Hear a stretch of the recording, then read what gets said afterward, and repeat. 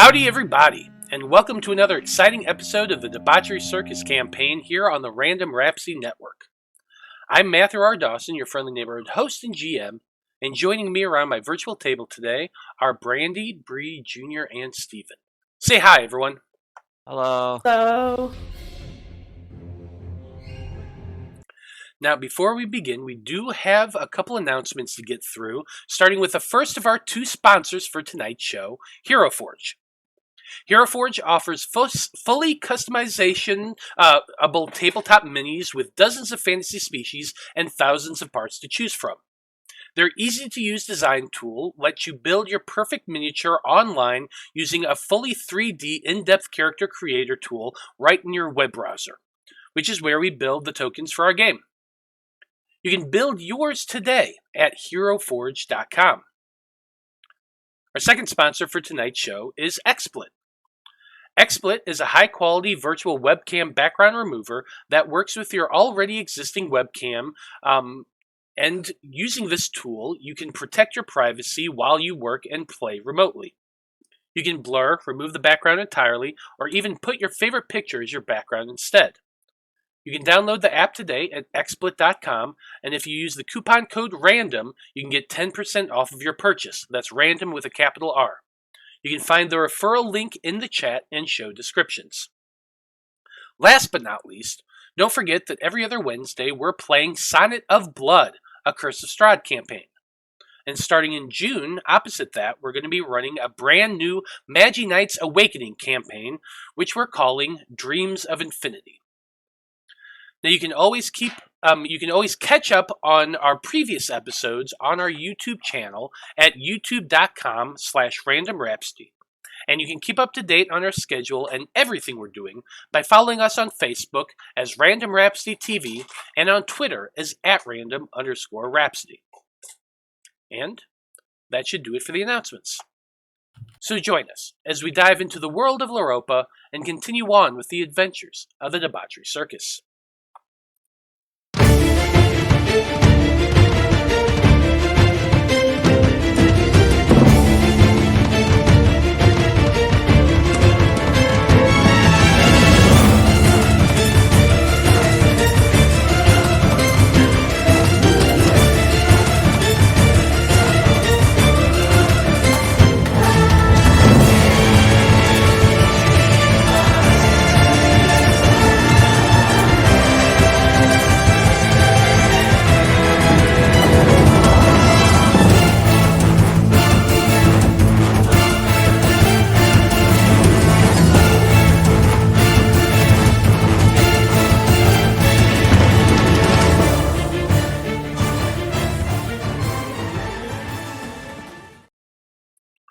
And we're back. So when we last left off, the Debauchery Circus had returned to their hometown of Coltrast at the behest of the Erudite Conclave to discover what the cult was up to in the grotto underneath the keep. After informing Lord Edmund of their plans and requesting aid to help fight the cult army, Ichabod took some time to visit his children, while Blaznir and the rest of the team blew off some steam at the local inn to rest up for whatever they would encounter below. Once their preparations were complete, Corrin used his 7th level spell to cast Teleport on the party and bring them down into the grotto. Given that the squad had been down there once before, and that the druids had spent several weeks studying and collecting samples from that area, it was a simple matter for the chronology wizard. What they found down there was a pitch-black cave filled with all manner of undead, not to mention an old nemesis with a longbow, who seemed keen on taunting the crew the moment they arrived, while also pelting them with arrows. And so, Debauchery Circus, with the last remaining Star Knight sniping at you from a distance, your team leapt into action. Blaznir used his Cloak of the Mountebank to teleport both himself and Ichabod over to the Root Mound to deal with the knight, while Lapis, Corrin, and Tomas were left behind to deal with the horde of undead. This separation proved inconvenient for the party as magic spells were cast and banshee wails were howled through the very chamber, dropping many of the team to very low or almost death in some points, and placing them in very dangerous positions. We left things off with many of the guests defeated, and Sir Bendleton knocked off from the hill and into the woods somewhere. There's also a gigantic swirling portal underneath the petrified root, and a decent portion of the trees in the front of the cabin or cavern are now on fire. But before we get into all of that, a question comes to each of your minds. And that question is, what relationship do you have with your parents and siblings? And Corrin, since you're the one who rolled, why don't you go ahead and go first? So I don't have too much of a relationship with my parents or siblings after I left the Feywild. I've mostly been stressing about the future too much to keep in contact with them. I mean, that is fair. There's a lot going on with the future and your style of magic, so that's definitely valid. Ichabod, how about you? So Ichabod, I imagine, probably hasn't really spoken to his family since leaving Golfrin. But his father is a very strict man, and Ichabod is terrified of him. His mom is very demure, and then he does have a older sister and a younger brother.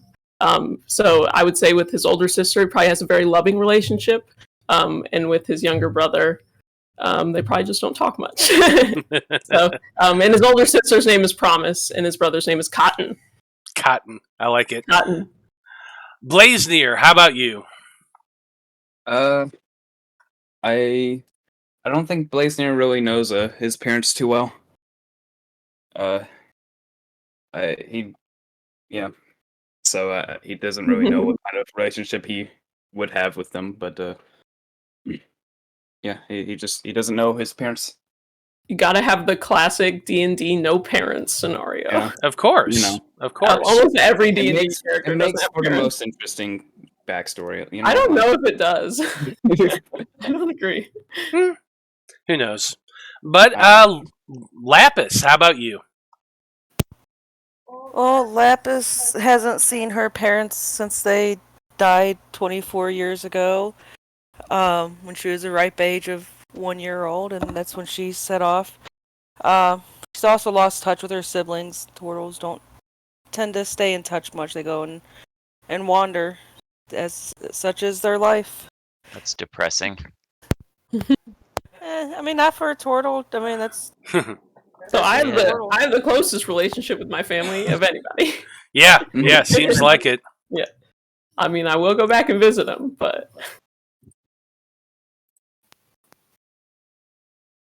Okay, well, Debauchery Circus.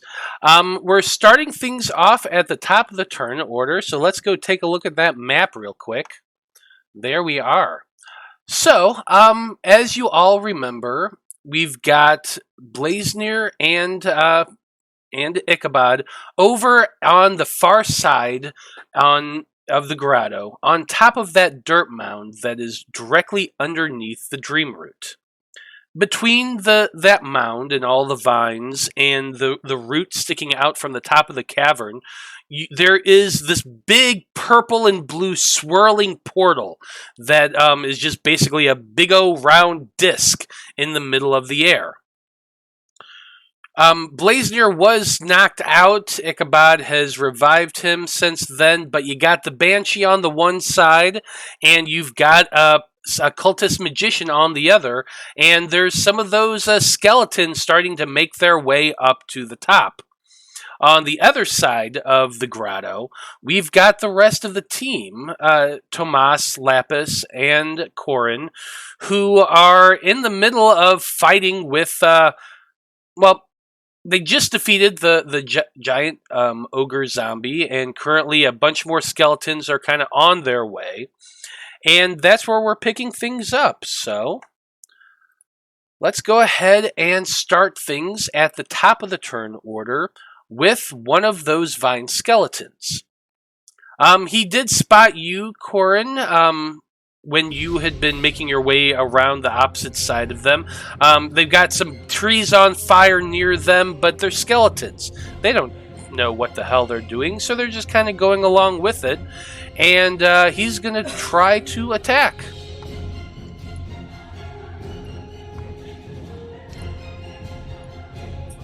Got 2 attacks with a vine whip.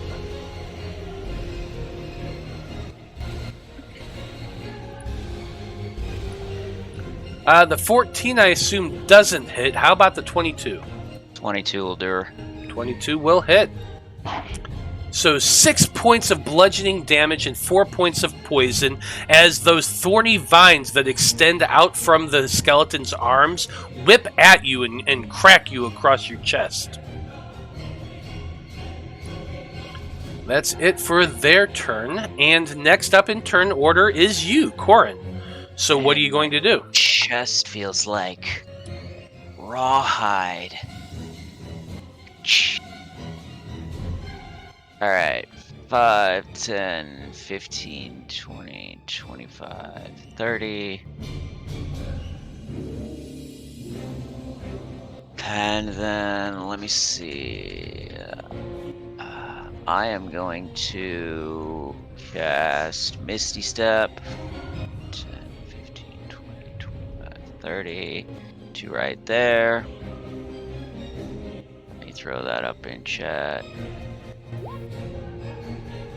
And then that was my bonus action. So for my action, I will just hit, I guess, this one right here. I'll try and hit him with a chill touch. Okay. But I don't know if a 13 will do her. A 13 just hits. Hell yeah. For 10 Nice. points. 10 points of damage, yeah. You poof into existence right between a pair of those skeletons, but the one to your left was looking the opposite direction. He was making his advance towards your friends, so you take the opportunity and you take your shot, scratching him across his back with that hand, the necrotic hand. You watch as the skeleton just loses cohesion, and the bones fall to the ground, destroyed. Sweet. I was worried for a second there he might have come to turn back around on me, but don't have to worry about that. Alright, well, that's my turn. I like it. Okay. Next up, we do have another vine skeleton. That's one of these ones all the way over here. This creature had managed to climb up the side of the hill and is slowly making its way around. I'm going to move 5, 10, 15, 20, 25, 30 feet to right there. He can now see his enemies. Blaznir on the ground. I believe you're still lying prone at the time. And Ichabod. So Ichabod's going to be the target. It's got a short bow. It's taking 2 shots at you. I love it. 21. Does the 21 hit? Nope. Nice. Nice. With that, you have your shield up even as you were kind of bending down. Because I think at the end of the last game you had... Yeah, I healed Blaznir. Yeah. So you were right there, and he shoots at you. You have your shield up just in time. Ding! And you're good. Yep.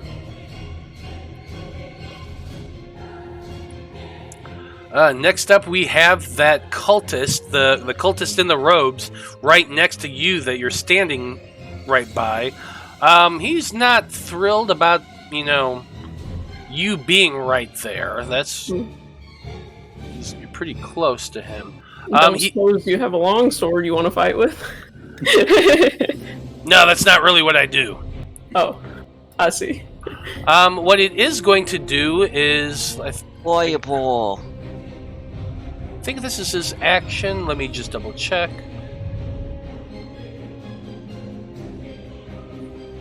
He'll just lightning bolt through the Banshee, it's fine. Keep quiet, Corrin. What, you'd rather he cast Disintegrate on you? I would just rather you not be speaking. I don't know, lightning bolt sounds fun. Finger of Death. Force Cage. I'm gonna Fireball. force cage your fucking face. Nope, I think what it's going to do, because it had Bigby's hand out. Yeah. So it is going to be moving the Bigby's hand over to you, Ichabod, and it's trying to shove you off the cliff. Okay. This is a strength save. I'm double checking here. The hand attempts to push a creature within 5 feet of a direction you choose. Make a check with the hand's strength, contested with the athletics check of the target. Athletics, Yep. that's right. So it's a D20 plus 8 for the hand. Want to see his roll? He rolled a natural 20 to GM. Wow, would you look at that? No! Wow. Him. Well, What? what the fuck? Oh, wait, this is my athletics, so I actually have a 10. It's 9 athletics. I hit the strength save. So I beat him still. Technically, yeah. I mean, By one, because it was supposed to be my athletics, which is a +9, instead of my strength, which is a +8. Yeah, I'm gonna say that it's shoving against you. You're shoving back. Your foot gets to right at the edge of that cliff, but you feel that's like you're exhausted, but you're managing to hold it back and keep it out of the way, and you're not Blaznir, pushed. If you got any fancy tricks, now would be the time. I imagine I'm just teetering on the edge. Like it was not a pretty save. Ichabod, you're stronger than that. Come on. Well, I ain't Push us- feeling it right now. Lift with your back, you know? Listen, my twink's all the way on the other side of the cavern. Yeah, I know. That's why I didn't take the opportunity to say the only one allowed to get handsy with you is me. Well, I think for his bonus action, since that was his action to move the spell, he's going to Misty step away. Bastard. You don't have a mage player, do you? No, I don't.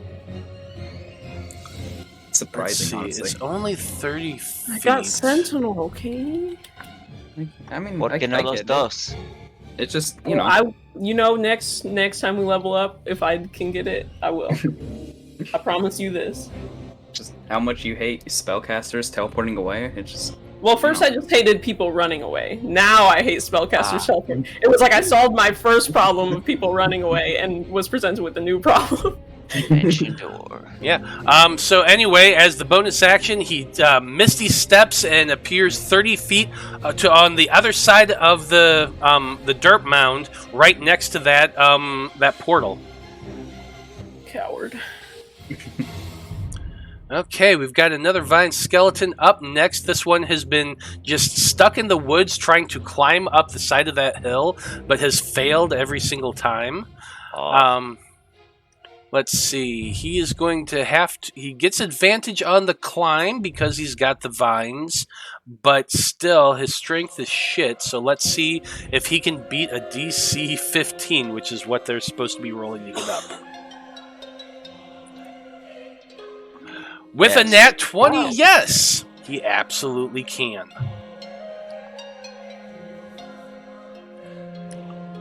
There we go. Finally. Okie dokie. So he's managed to get right about there. Okay. That's his turn. Next up is Sir Bendleton's turn. Your group really can't see him at all.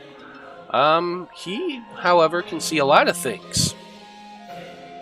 So he's gonna be moving.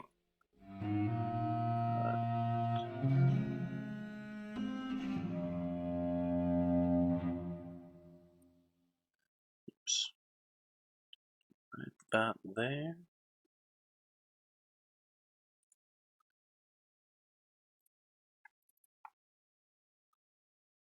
Let's see, what is he gonna do?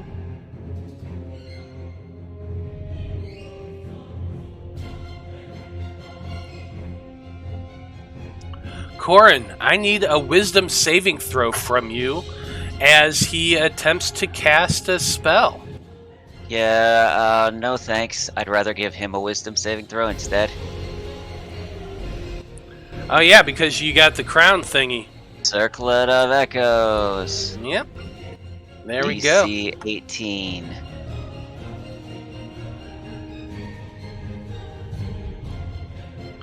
$22, that is a save. Yep. So they successfully save, so they take half damage on the 8d6, and then I make my save with advantage on their spell. Oh yeah.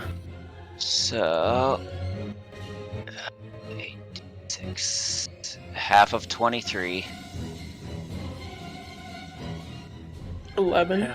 11. And then I will make my wisdom saving throw with advantage. 24. Needed that advantage.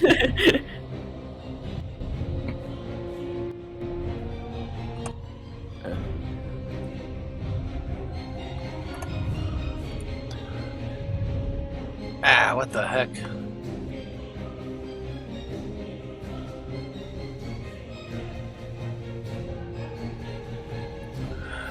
Whoops, accidentally hit that. So what'd you roll? You got a 24. That's definitely a success. One would hope. Yeah. Well, of course, as you roll, I accidentally hit a tab and my whole thing just went gone. That's okay, but yeah, you succeeded against the spell. Like you actually can't see him too well. He's in the tree line right now. He's very, very dark, but you'd be able to see him at least a little bit. You'd recognize that was the hold person spell he was trying to cast on you. Okay. Next up is Blaznir. Blaznir, you are on the ground. What are you doing? Am I alive? Oh, wow. Okay, that's fun. Let's see, should I... How smart am I today? Well, I'm gonna get off the ground. Good. Not be laying down. That's always good. Start. Good start, that's good.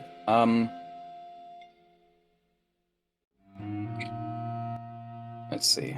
You know, I think I'm gonna be smart today. I think it's time for smart Blaznir. So, bonus action. I'm going to cast Guardian of Nature on myself, and yeah, Ichabod can see like just kind of primal fur coming, you know, just growing off of me, and you know, I become a little feral looking. Hey, does it look like red panda fur? Ooh. Yeah. Yes. Whoa. I become Because it's his natural hair color, which is red. Yeah. I get red panda markings. Yes. That's how it's naturally patterned on his skin. Cayenne was very confused the first time you ever used that spell. And I still don't know what animal I want to turn into. Let's see. Because direwolf has more hit points, but bear does more damage. I think I'm gonna transform into a bear. So I'm gonna use my action to wild shape into a brown bear. We always support any forces you can bring to bear. Okay, so and you said you're doing the primal beast form of Guardian of Nature? Yep. Point of order though. For you, wild shape is an action, not a bonus action. I said bonus action for Guardian Nature, action Okay. for wild Oh, shape. sorry, I missed. Okay, you're right. My bad. Yeah. Woo. I got confused on which one you're doing first. Yep. Okay, so looks like You gain you gain 10 feet of extra walking speed. Your dark vision increases to 120 feet. That's a pain in the butt. It was already 120 feet. Yeah, So that's fine. And then you're a bear now. I'm a bear now, and yeah. A bear You dealing guys, What bear are you able to turn into? brown bear. It's a Brown bear. CR1. I'm just, for some reason, imagining the bear wearing one of those tracksuits like the old folks wear when they're walking around in the mall because of the speed increase. Oh yeah. All right, Blaznir. Oh, looks like you can already control it, so you're good to go. Blaznir, you'd make a mighty steed. Bear's near. Bear's near. I think that's gonna be it for my turn. I don't really want to move around. Man, imagine if he got the investiture of flame and was like a bear on fire. That would be awesome. Maybe next couple levels.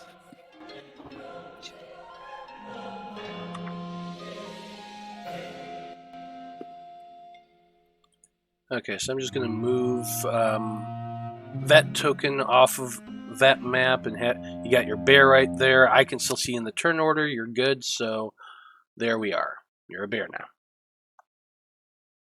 A bear like with extra beasts or extra fur and big fur. fangs and longer claws. Because when you remember, you're going to be able to make strength-based attack rolls at advantage, and your melee weapon deals an extra 1d6 of force damage.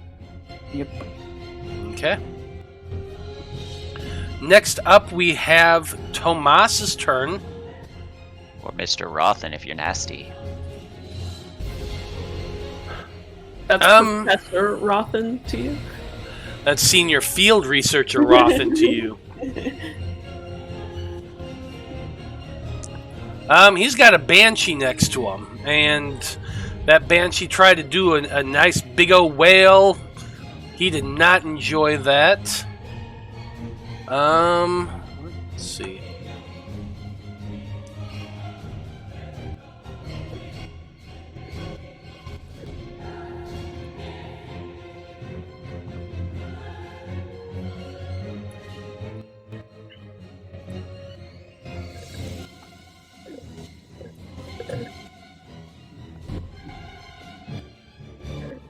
Okay, so I think Tomas is just gonna use his spear that he typically uses, that collapsing spear. That would probably do the best damage on this thing. So 2 attacks from that.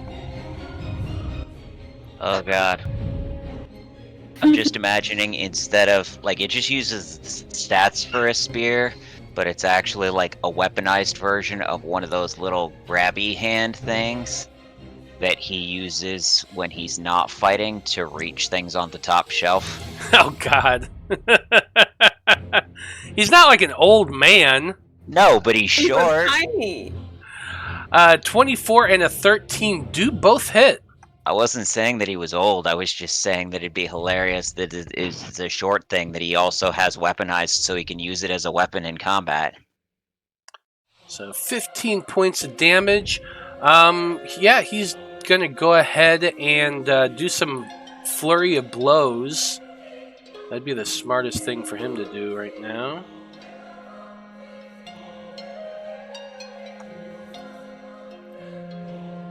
Ugh. 10 misses, but the 26 does hit. The nap. So 6 more points of damage.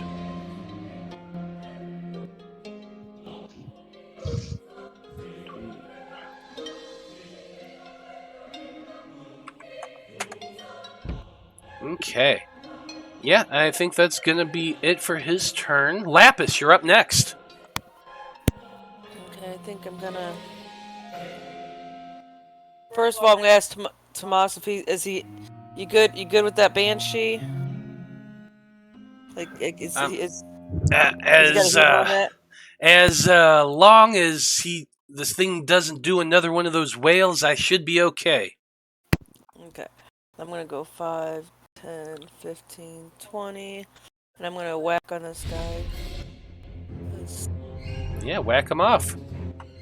19 say and that. 20. Okay then. I mean, I guess the monk would be the best at using her hands. No. Probably. 19 and 20 with my quarterstaff. Both are gonna hit. Hey, 10, does he have to 13 drop damage. extra treasure because she did that? We'll leave it on the nightstand. That 23 is more than enough to take out that skeleton. Okay, good. And then let's see, I got some more movement. Can't hear you too well. Check your volume. It's alright, I'm gonna move over here and flurry of blows on this one. 22 and 30. Oh yeah, that hits. There's that much. 27. 27, more than enough to take out that skeleton. Just tell us how it looks when you're taking out two skeletons at once. I mean, I do, like, as I come around here to this guy, I, 1, 2, crack him with my quarterstaff, kind of do a little flippy thing over here, and a couple punches to this one's face, and take them both out. I do cool monk shit. You do cool monk shit. Sounds about right. Okay, that's it for Lapis's turn. Next up, skeleton is dead. Skeleton after that, dead. Skeleton after that, Alive. still alive. It's the one over here that it was shooting across the ice wall that is still up. But with the appearance of Corrin there destroying another one of those skeletons, it's going to turn around and take a couple shots at you. Or actually, no, it's not going to take shots. It's going to move towards you. Oh my boy. Shots, everybody. 10, 15, 20.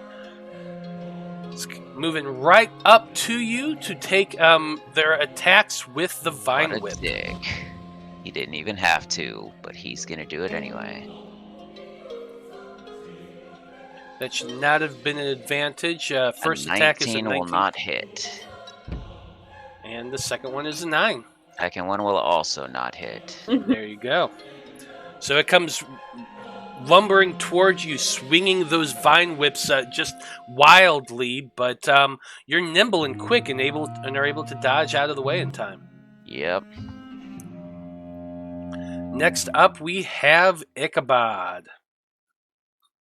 I believe so. There's like an underneath of this thing. I mean, he just ran through it, right? Mm-hmm. There, so I can. Well, he didn't run through it, but there is an underneath. Yeah, actually, yeah, he did that one time earlier.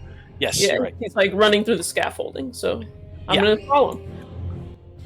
10, 15, 20. Oop. Well, either way, 25, 30. Hello. All right, I'm gonna hit this guy. I want him to die. It's a 17. You're swinging towards him, and he just reacts and casts shield to block you. Okay. So we're gonna try again. It's another 17. 17, gonna do not it. enough.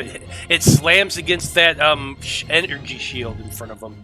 All right. Well, then I'll have my spiritual weapon come up behind him, and it's gonna try.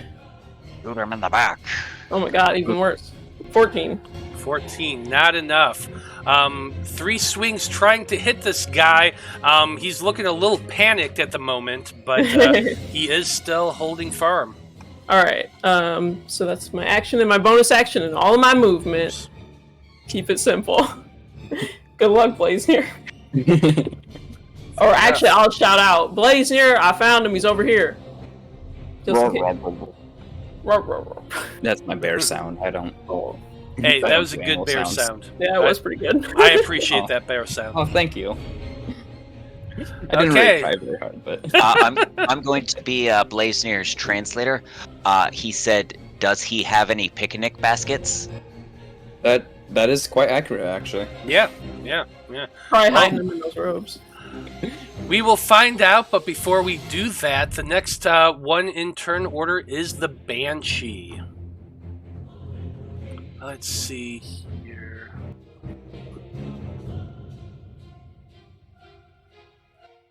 It already did its horrifying visage on y'all.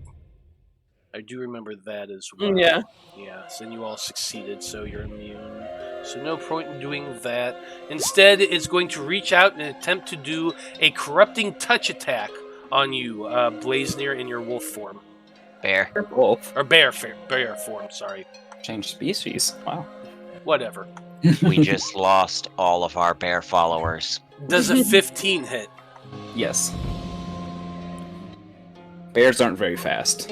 No, they're not. 16 points of necrotic damage. Okay. This Fun. banshee was basically just floating above you in the air, like Nice. 5-6 feet. It reaches out, touches you, and just withers the your energy and rips a little bit of your power away.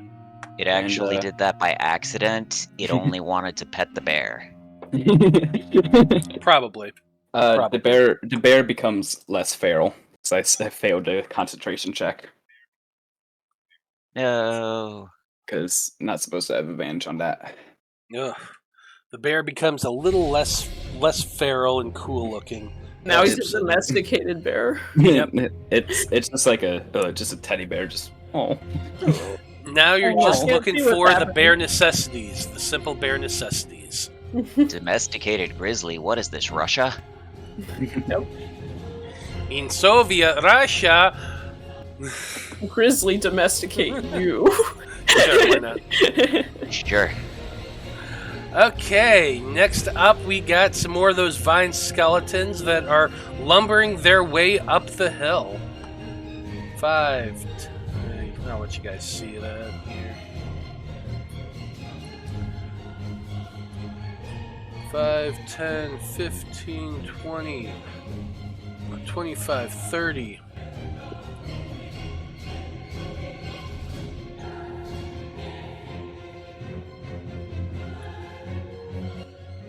Okay. Next up is the Banshee that is currently in melee with Tomas.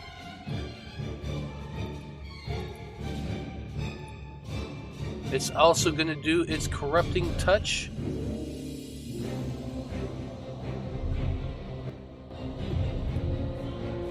$13 does not hit. Tisk tisk. Can't touch this. Da-na-na-na.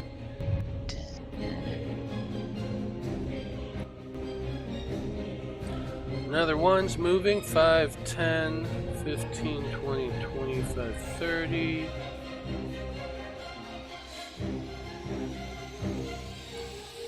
Okay, they're coming.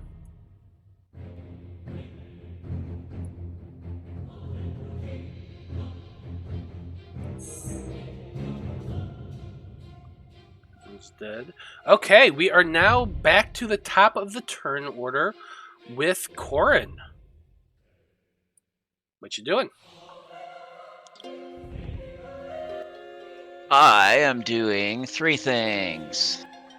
First, I'm gonna cast Shocking Grasp on this boy in front of me Fair for enough. 27 Yeah, that hits. for 13 lightning damage. 13 lightning damage is enough to take this guy out. Now I'm gonna move. Let me see. 5, 10, 15, 20, 25, 30.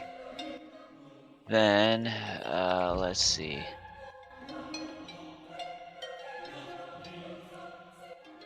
How high is this wall here?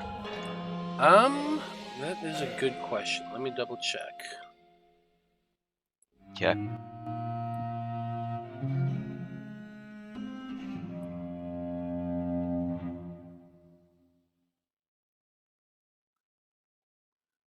looks like the ice is 10 feet tall. Mm-hmm. And Oh, 10 no. feet. I meant, like, this section here. Like where it starts to ramp up. Oh, yeah. Basically, 25 feet would be here. Can I Misty step to here? Yeah, that would end up being 30. Well, hold Okay. on. Hold on. Let me math in my head. Sure.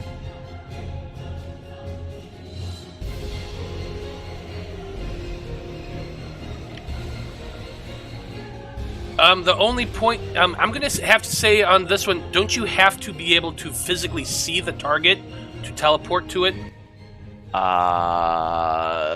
Misty Step? Let's see what it says. Yes, unoccupied space that you can see. Okay, you would not be able to see that space because the wall is 10 feet tall and it is thick ice, so you would not be able to see foot there. thick. Okay, it doesn't say anything about blocking vision, but sure.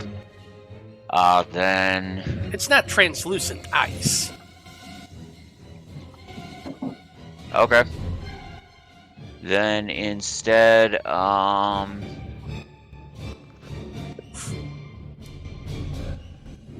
I guess I'll just take a bonus action and to continue moving. You could now a bonus action to continue moving. Oh wait, no, I can't do that.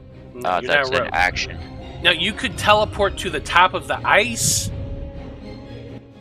You Sure, could see that's the top fine. of that. You could Misty Step up to that. Well, which is actually, fine. no, but I would take damage from that, wouldn't I? It's I don't think so. yeah. It doesn't. No, it's Okay. Yeah, no, I think okay. it's only, I'm moving through the sheet of frigid air. but it only creates the air if the wall is breached and Yeah. destroyed. So I guess So not. yeah, I would say it's yeah. Okay. It only does the damage at first when it's created, or then if it's breached. Then I'll Misty So- Step to right there.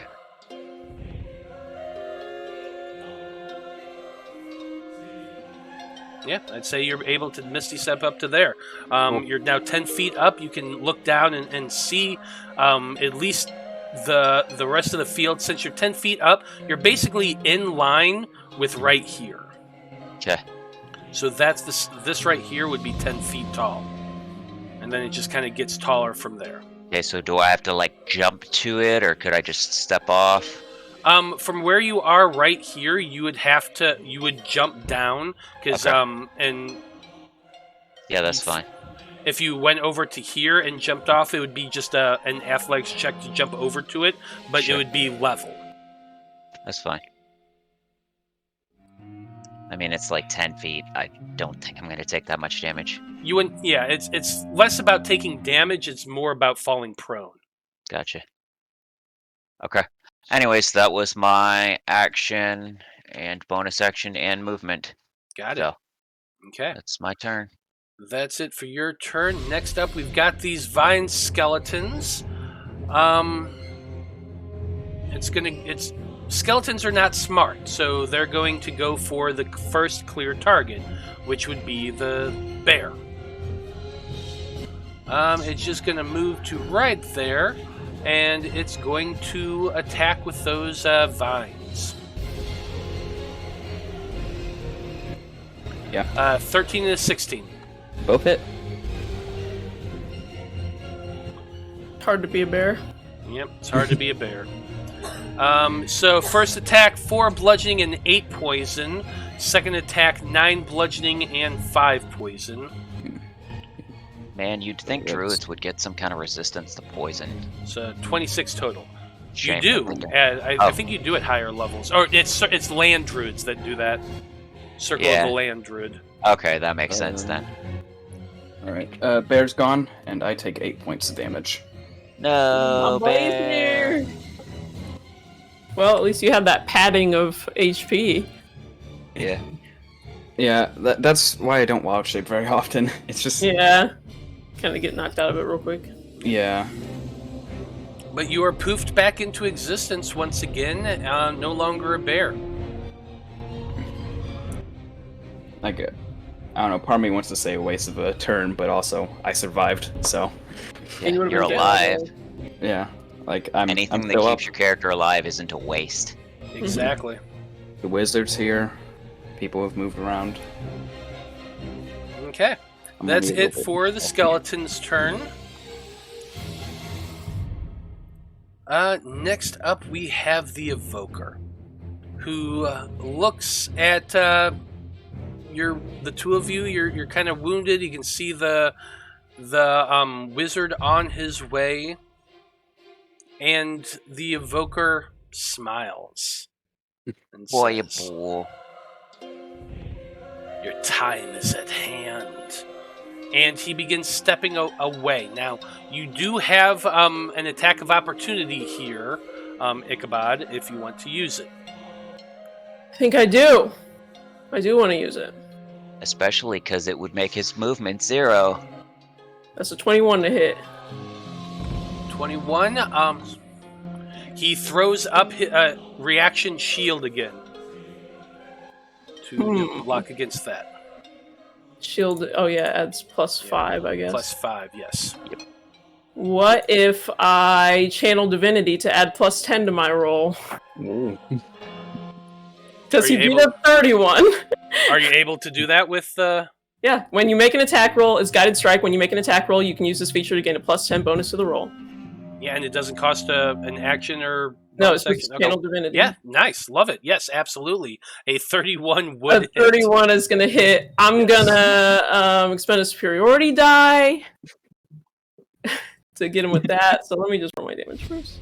I think I kind of want to smite him. I'm gonna first level smite him. Let's just get it all in there, baby. He's being annoying. So that's 25 damage, and then plus the d8 for the superiority die, plus an additional 3, and he needs to make a strength saving throw. Okay.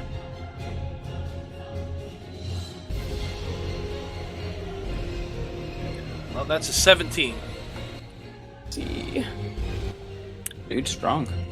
He rolled well for his -1 strength. Yeah. 8 plus my proficiency plus my strength, which I think comes out to... Oh, it is 17? Aw. It's just 17, Yeah, so he does 17. succeed. He does. I need to get that 20 strength. So he's not prone, but his speed is 0. He is not prone, his speed is 0, and he's taking a total of 28. 25, 28 points of damage. Okay, 1 sec. Well, if I'm going down, I'm taking you with me.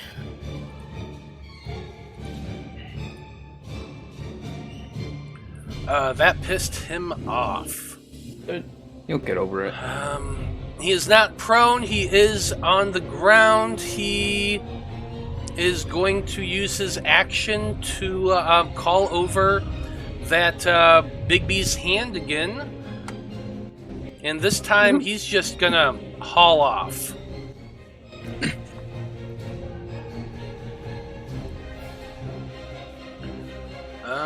Where is that? Okay, clenched fist.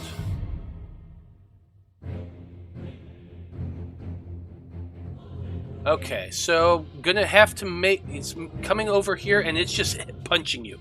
Basically, this giant tentacle balls up and comes flying towards you to Yes, let me punch see you your right in the face. rage. Let me see your rage. He needs to make... I gotta figure out... Okay, it's a +7. D20 +7 to hit. Let's see.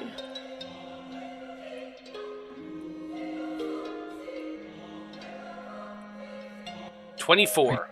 24 hits. Okay, the damage is 4d8 force damage.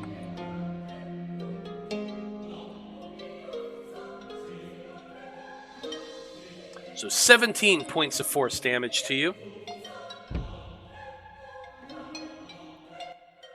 Should he make a con save to see if he even still has Bigby's hand? Actually, oh yes, actually you're right. Thank you. I forgot about the that. DC would be 20 or 14. Yeah, 14. Thank you for that. I already took my 17, so we'll see. Aha. Yes! That's a 12. Yes! So no, he wouldn't have Give had me that. my 17 hit points back.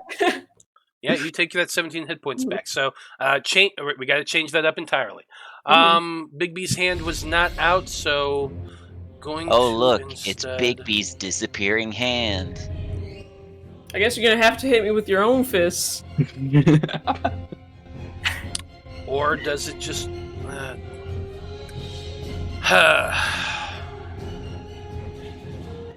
Show me your rage! Okay, well, I guess he's not going to be able to attack you at all. Instead, he's using Misty Step once again. Oh, come on, big talk. Just gonna run away? Here's the thing. You see him disappear with the Misty Step and appear right in the middle of that swirling vortex. The moment he appears there, the vortex begins to pull at him, almost like imagine a black hole pulling something into it, just shrinks back into nothingness, and he disappears. All right, one down. Actually, yeah, that would have changed a lot of things. Okay, that's fine.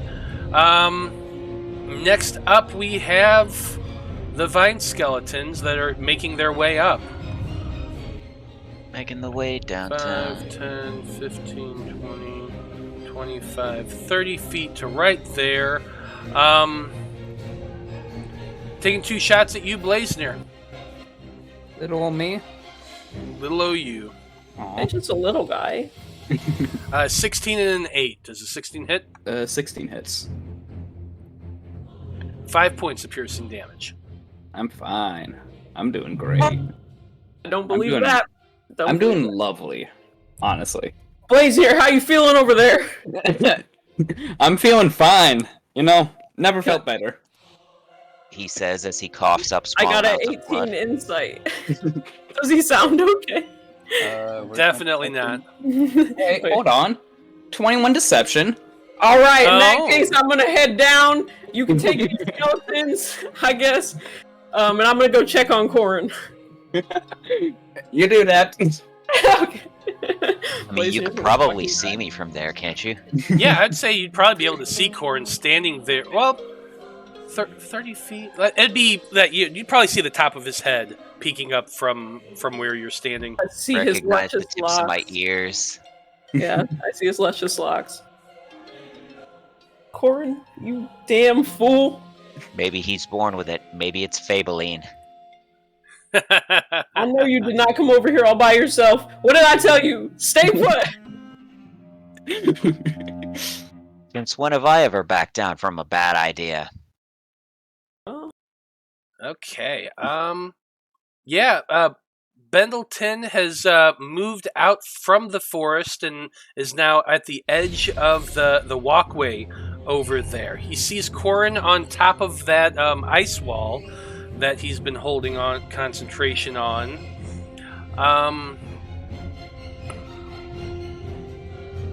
Here's the interesting thing with that.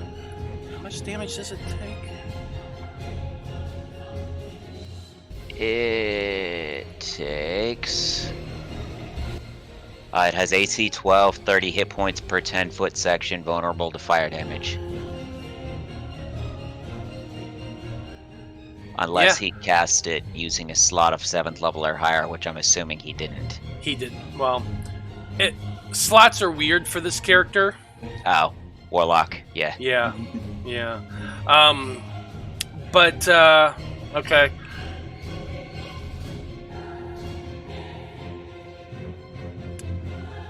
God, well...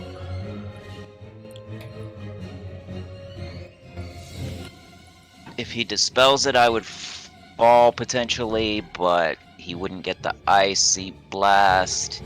Yeah, I was If he thinking to myself, shoots could it I with do the fire. icy blast? You could try, but... Yeah, I think what he's going to do is he wants to try. I like this idea that he would have. So the first thing he's doing as a bonus action is he's casting Branding Smite on himself. Oh, wait a minute. No, he would not do that because that's a concentration spell. He can't do that. Yeah. You know what? Why the fuck not?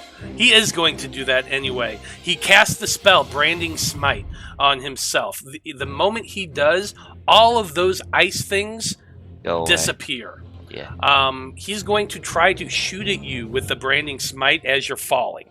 Okay, can I make some kind of a check to try and, like, end up top?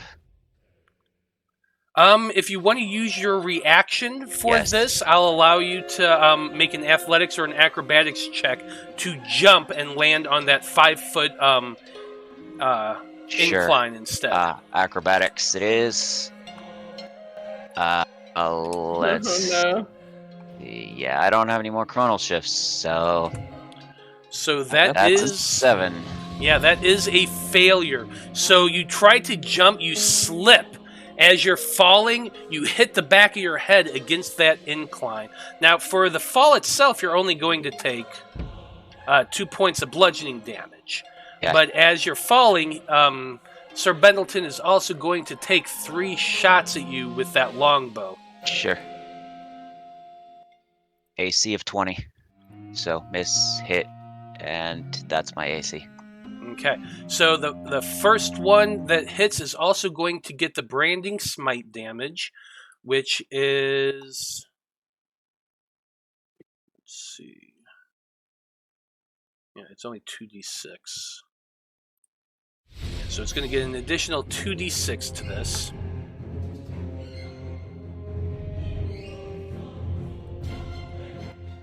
Yikes. So that's Okay. 27 total for the first one? 27 total. Okay. And then the second one also hits you, doing 11 points of piercing and 1 point of cold damage. Okay, I am still up.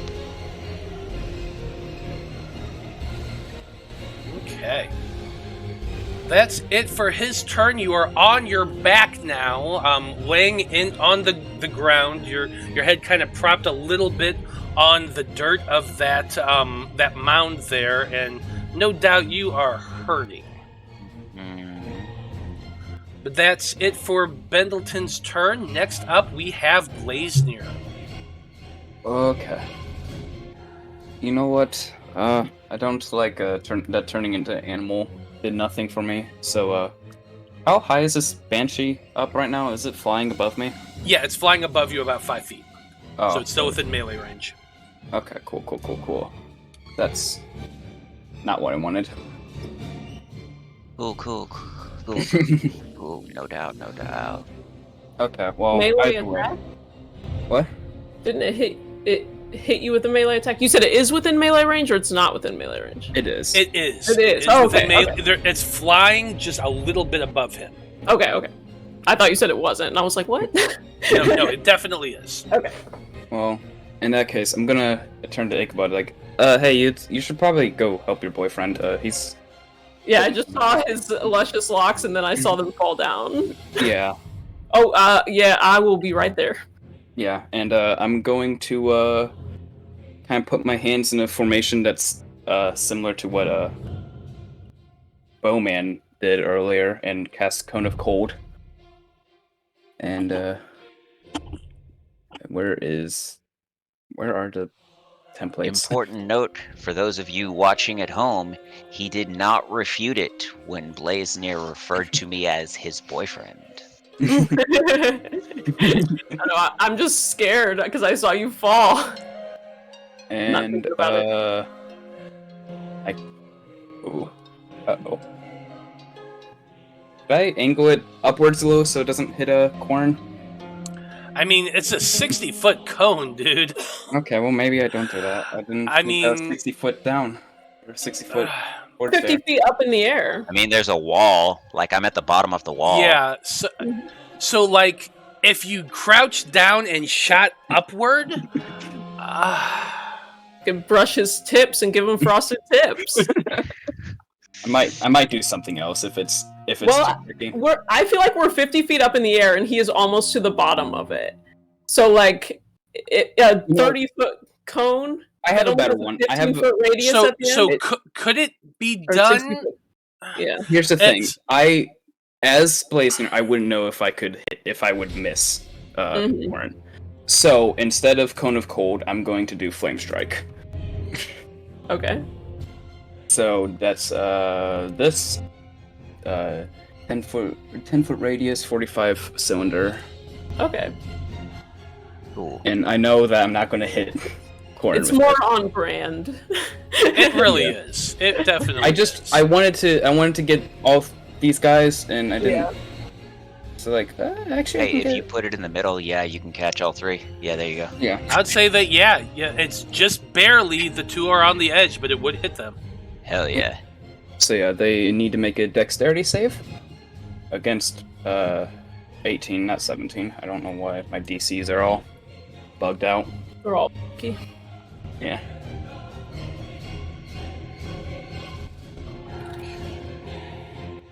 Not just fire, but heavenly fire. Yeah. And that's 28 points of damage on a fail.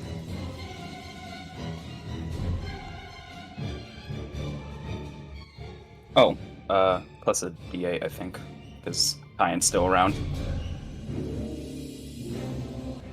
Oh yeah, hell yeah. Okay, A lot of so failures. all three of them failed. Alright. The two skeletons are just straight up obliterated. Hell yeah. Never had a chance. And Banshee, that's The 20 Banshee's more complicated. Yeah, that's 20 points of fire damage and 12 points of radiant. Yeah, so the fire damage definitely does not do nearly as much as you were hoping it would. Sure. But it's weak to But the radiant is double. But the radiant gets an extra D8. Hell yeah.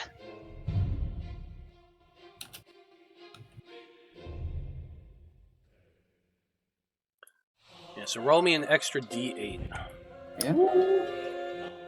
Yeah. 2. So that's 14 points of radiant. So 14 points of radiant damage.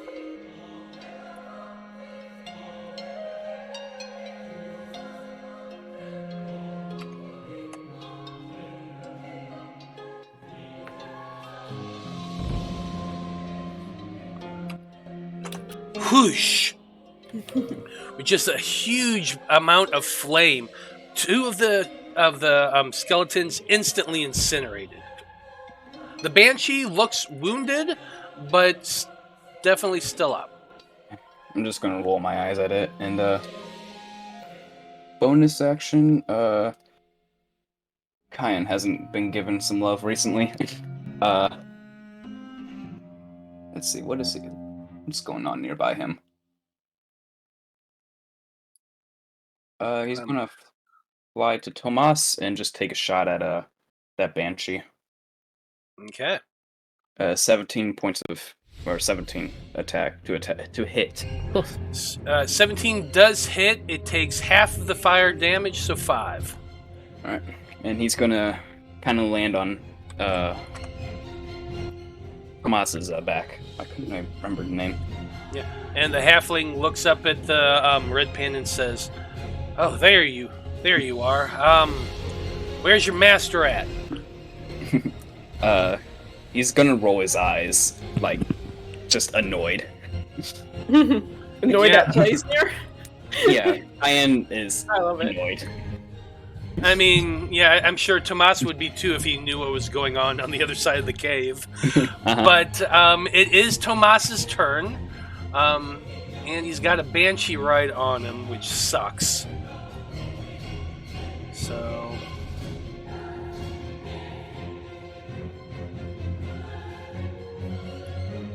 he's a fairly smart guy. I just want to have him do an intelligence check real quick.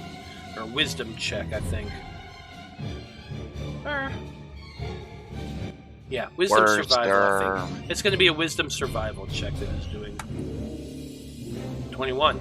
Yeah, he does know a good deal about banshees. I mean, he's a senior field researcher. He's been dealing with them, with monsters of this type a lot. He would know at least enough of what works on this thing and what doesn't. So I think for his bonus action, he's going to go ahead and cast Spiritual Weapon at a 3rd level. Sexy. Well, that's not... Yeah, I didn't mean to roll it twice, but that's okay. Let me put out a token real quick.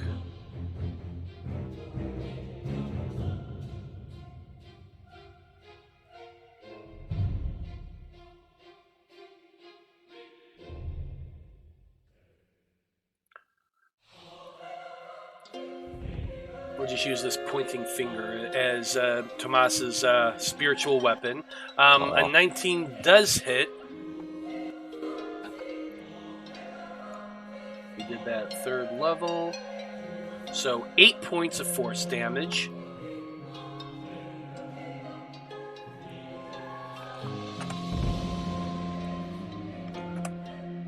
And then, as his bonus action, for his action, 2 stabs with the spear. 30 and 27 both hit. So 14 points of damage. It's looking pretty damn hurt at this point. It's still alive. But he's just going to yell out to Lapis, "Hurry up and get to everybody else! I have a bad feeling about this." And Lapis, it's your turn. Alright. I'm gonna go 5, 10, 15, 20, 25, 30, 35, 40, 45, 50. And I'm gonna use Step of the Wind just to take that other 5 feet. I hate doing it for just that short amount. And I'm gonna attack this guy. Yeah, as you're running up, you do spot Morden Bendleton there with his bow. Go ahead and take your ticks. Ooh, net 20 for 32 and a 22. Nice. Both do hit. Does that have... Oh, this is the quarterstone. So that's 13, 15, 23 damage.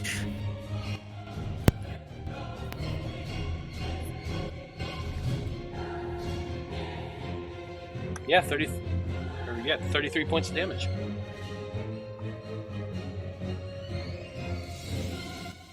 Not bad. He's looking a little rough right now. He's looking a little sore, but he is still holding on. Okay, and I can't really do anything else right now, so... Quantum, it's a free action.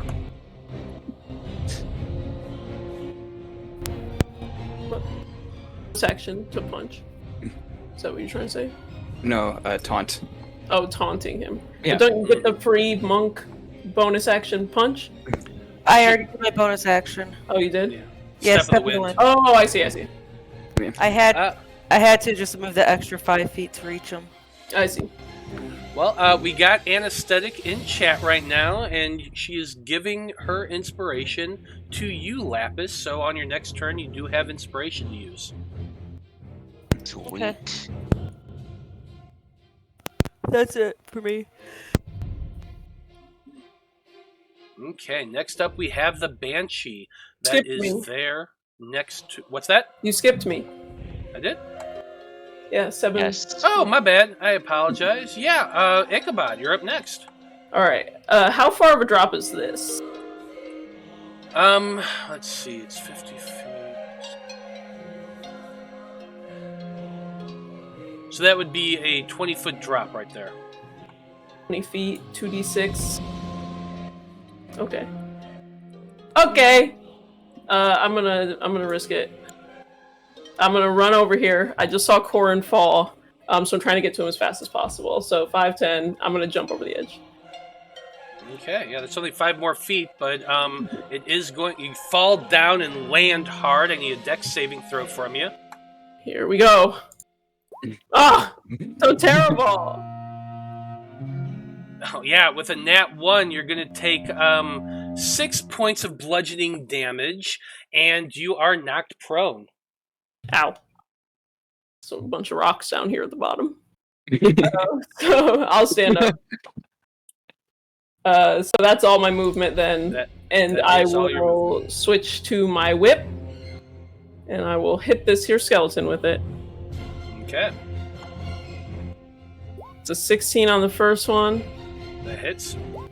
For... Oop, sorry, don't include that smite. Actually, you know what? I'll smite him. Let's just get it in there. You know what? Just get it in there because Yeah. that's more than enough to take them out. These skeletons don't have a whole lot of hit points. Okay. And then I will hit the other one. No smite. I got a 15-foot range. Yeah, even at the weird angle with the cliff and the rising height, that you should still be able to hit the thing's skull. So go ahead. It's the flexibility of my whip. Yep, That's a 22 to hit. that hits. For 11 damage. 11 points of damage. He's still alive, but ain't looking great. Okay, and then I can see Corrin from here. Imagine looking down upon him. Yeah, I would actually say no. You would not be able to see him because, while he is right there, like, also imagine he's on the ground, lying against the edge of that embankment right there. Alright. So you know he went down in that area, but you wouldn't be able to physically see him. Okay, well, then as my bonus action, I will move my sword 5, 10, 15, 20. It's right there. Okay. Man, that thing moves slow. It's super slow. Corrin, I'm coming! Now it's the Banshee's turn. Uh-huh. Banshee is taking an attack at you, Blaznir. Yeah, that's...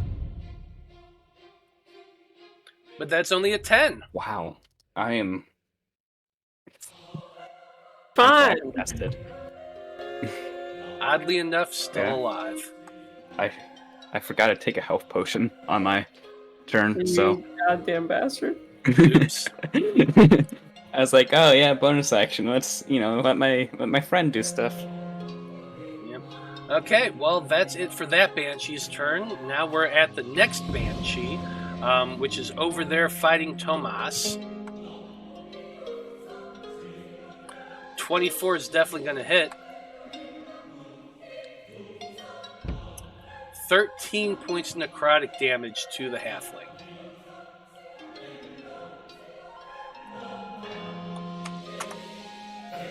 He's taking some hits. He ain't looking great, but he is still standing and fighting. Next up, we got a skeleton. That skeleton that you just hit, it's stupid. It doesn't know what to do. So it's just going to continue to move up to you and take a couple hits. Okay. But not with a 10 and a 9. No, sir. Ugh. Okay. That's it for turn order. We're at the top once again, and it is 4:25, so why don't we go ahead and take our break now and get that out of the way. That way we can finish up this combat real quick. Sound good? Sure. Yep. Okay, so we'll be back in about 10 minutes, folks, and when we return, we're going to finish off this combat, so stay tuned.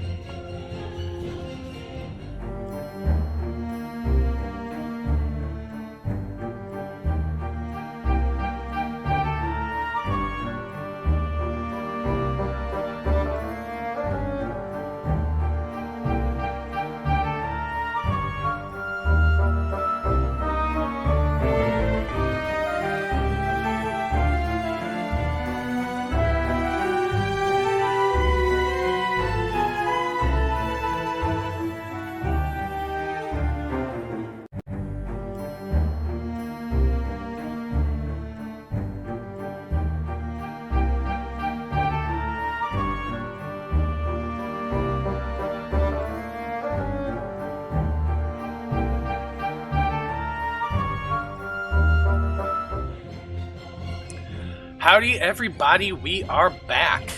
And we're starting things off at the top of turn order We've had a lot more skeletons die. Sir Bendleton is currently engaged with Lapis on the ground, and the rest of the team are looking kind of rough. Yep. But let's start things off at the top of turn order with Corrin, who is currently lying prone on the ground, his head against the side of this hill, and no doubt you got some bleeding coming from the back of your head where you hit. Okay, how tall is this hill? It's honestly, it's just like it goes 1, 2, 3, 4, 5 feet up. It's not like big. Okay, cool. So then,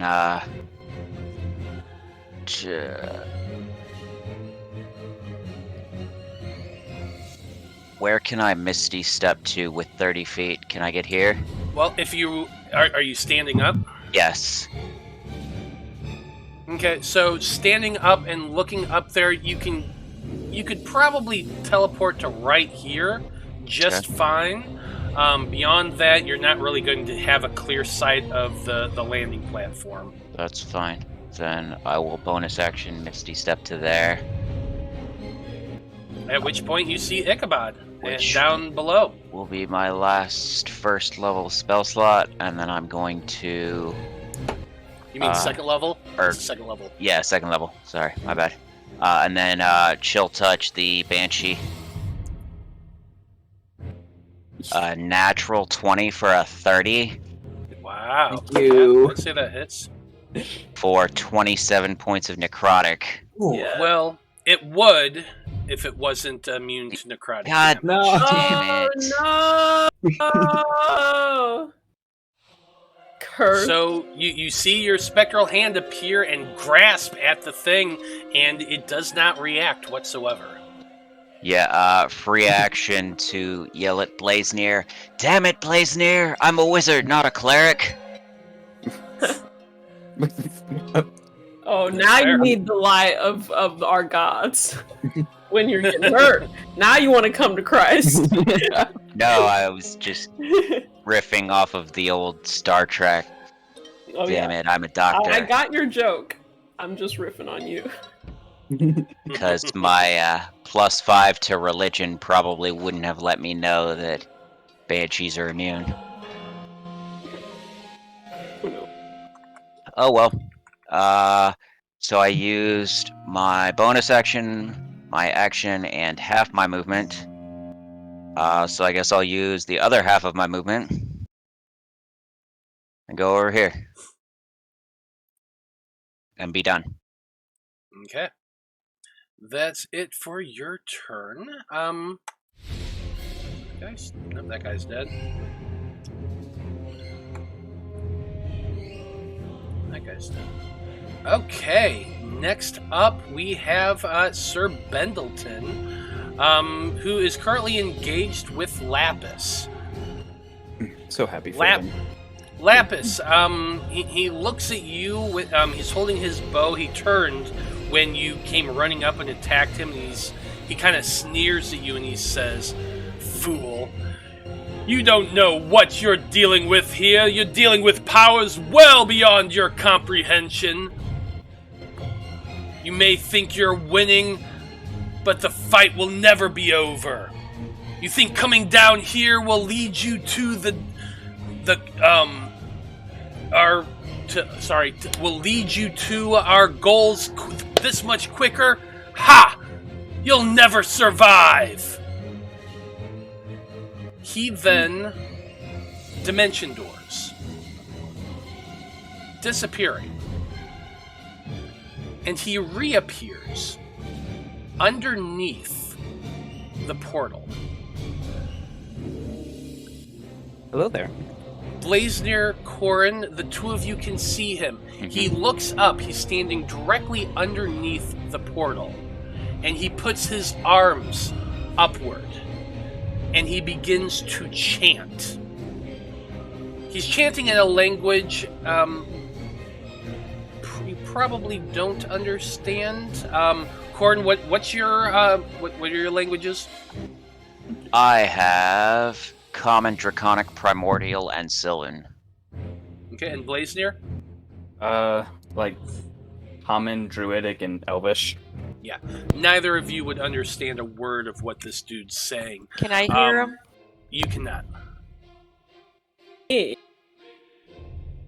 And he's actually speaking kind of low, but he is muttering something. It seems possibly some type of incantation, but it's difficult to tell because as he speaks, the swirling portal begins to rush around and spin around, going faster and faster and faster. Here's what I want to know. Would I have the ability to counterspell whatever it is? interesting. Well, he uses action to Dimension Door. Yeah, he uses action to Dimension Door. This is just more flavor than anything Oh, else. okay. He's not actually casting a spell. Okay. But maybe next turn.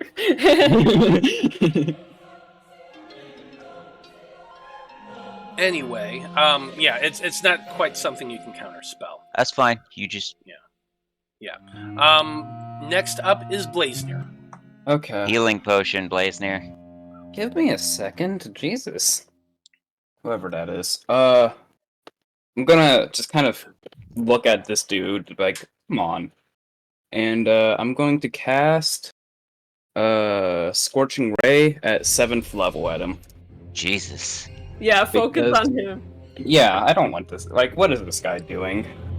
So, that's 3, 4, 5, 6, 7, 8 attacks. And you're doing this at At Bendleton? Yeah, who else? Yeah. 16 probably doesn't hit. Come Come on. on. Come on. Oh my god. A 20. Christ. Still haven't hit. Yeah, no, I'm Wait, he didn't have to shield the 20? Nope. Okay. uh-huh. Yeah, okay. Well, this is I'm absolute BS. nope. Nah, I'm out. Bye guys, that's the end of Blaznir, This is honestly. absolute Yeah. fucking That's garbage. ridiculous. That is That insane. is insane. 10 to I- hit, and you missed I every one of them. This is I- absolutely absurd. I'm livid. That is Somebody redeem an extra turn for Blazer. What did you do to RNG? Oh, can I spend double points to give him an extra turn? It's Nope. absurd. that is That is absurd. I feel really bad for you. Not bad You were enough. one off to hit look, hit that hey guy. DM, I don't want to know that. Just tell me I was 5 Yeah, off, okay? you're a 5 off. You Wow. were whiffing terribly Oh, the entire that- time. That makes me feel just Yeah, unfortunately you whiffed, and that for your action you missed entirely. You keep shooting these rays, but the swirling magical energies that are coming off that portal just seem to be disrupting these spells that are coming at you, towards you, and like it goes straight towards them and then vroom, veers a different direction. It's almost like those lines that in Tron that the bicycles or the motorcycles make, how it suddenly does that shooting turn. It's kind of like that around him, but you're unable to hit. It's just hurt. So yeah, that was your action. Cool. You still have a movement and bonus action if you want to use them.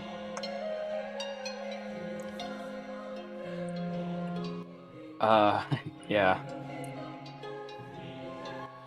I'm gonna down a healing potion.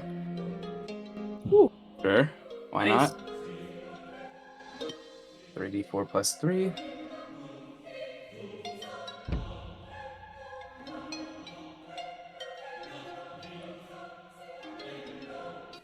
Well, healing. Okay, cool. Cool. Okay. And that brings me up to 17 hit points. Just so everyone knows. How would I know that? I don't know. I just feel I've It's okay, Blazer. It's okay. It's- Okay. Let's see. Movement.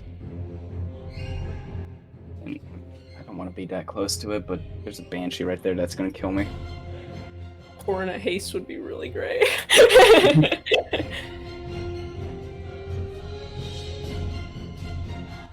Okay. I hate Yeah, I'm gonna shimmy around here, and that's it.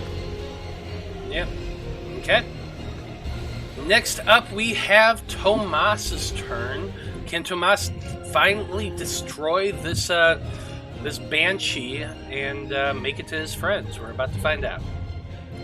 He's gonna use his action with his spear. 25 and a 15 both hit. 8 and 7. So finally, he stabs twice with that spear, piercing the banshee, who yet lets out a horrible wail as it dies, but doesn't really do anything else beyond that. He is then Kyan's on his back, right? Yeah. He's gonna kind of glance back at Kyan and say, "Hold on." And he is going to use his full movement.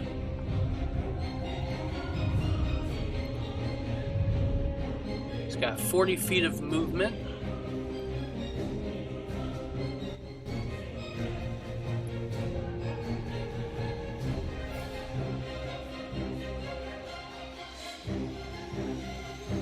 Then he's going to use his... Let's see. Yep.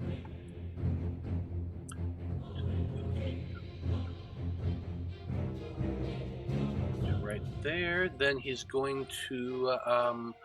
that was his action, his movement, and then bonus action, Step of the Wind, to get 5, 15, 30, 35, 40, to right there. So Lapis, you see the halfling come barreling towards you, running at full speed, with Kyan on his back, and he's just yelling, "Come on, we got to get up there!"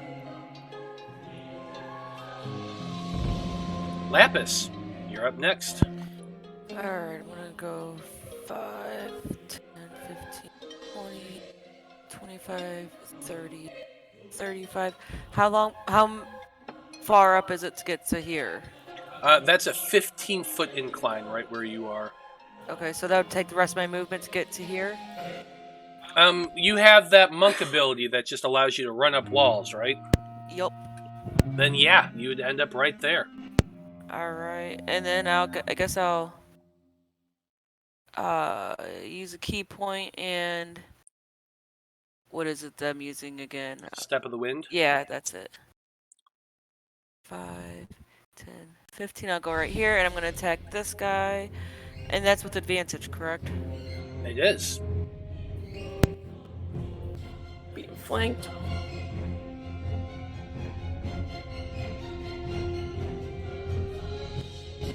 So, a nat 20 for a 32. I'm assuming... Just roll that one. There. 8 plus 3. More than enough to take out that skeleton. Okay. Well, he's gone. Done. I guess I can still use the rest of my movement, right? You can still use the rest of that movement, and if you can get up to something else to hit, I'll allow you to use that 17. Yeah, I don't think I'm gonna reach anything else to hit, because the only other thing is... Oh, wait, hold on. 15, 20... Can you run the wall? 45... Ooh, if I go up right here, can I get to here by chance? Oh, wait, no, it's a 17, though. That's not gonna hit him.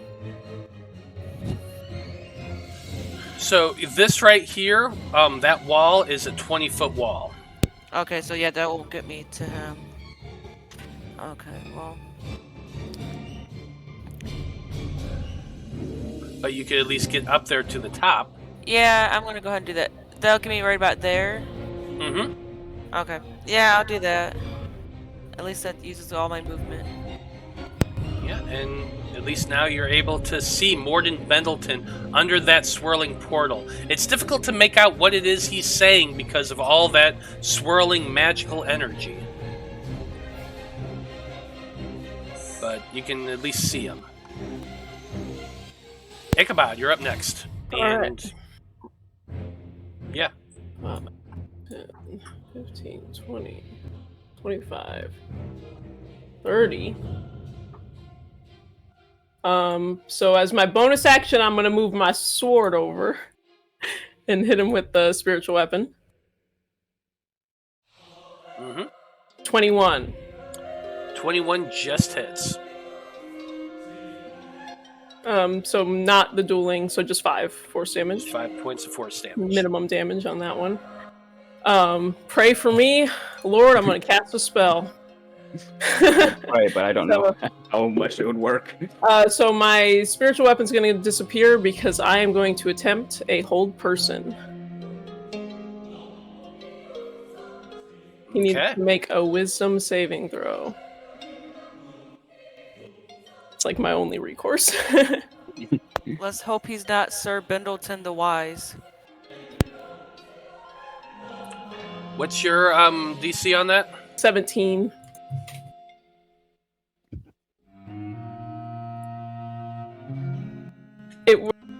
Well, so he is just gonna go ahead and choose to save instead. Oh, he's using his legendary reaction.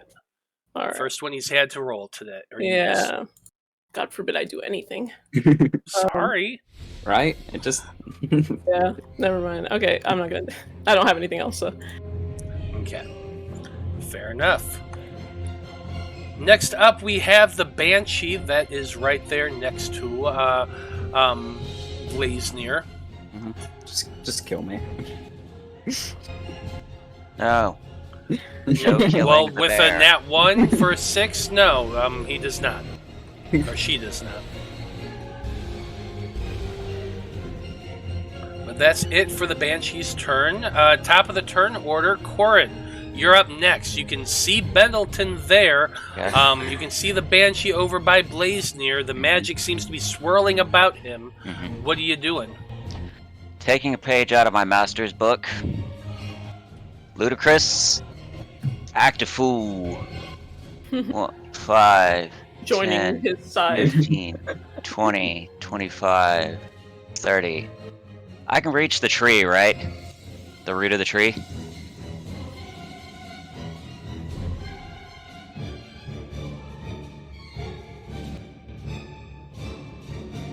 Are you talking? Oh, sorry. Sorry, you can't hear me. So the root is 15 feet above where the scaffolding is, at its lowest point. Okay. So what do I need to do to be able to reach it? Can you jump 15 feet or do you have, like, you could dimension door up to it if you wanted to? Let me see. I don't know what, here we go, movement, jumping. High jump, number of feet equal to 3 plus your strength score, so 13, so... I would not be able to reach it, but that's okay. I don't actually need to reach it. I was just going to try and touch it physically for flavor purposes.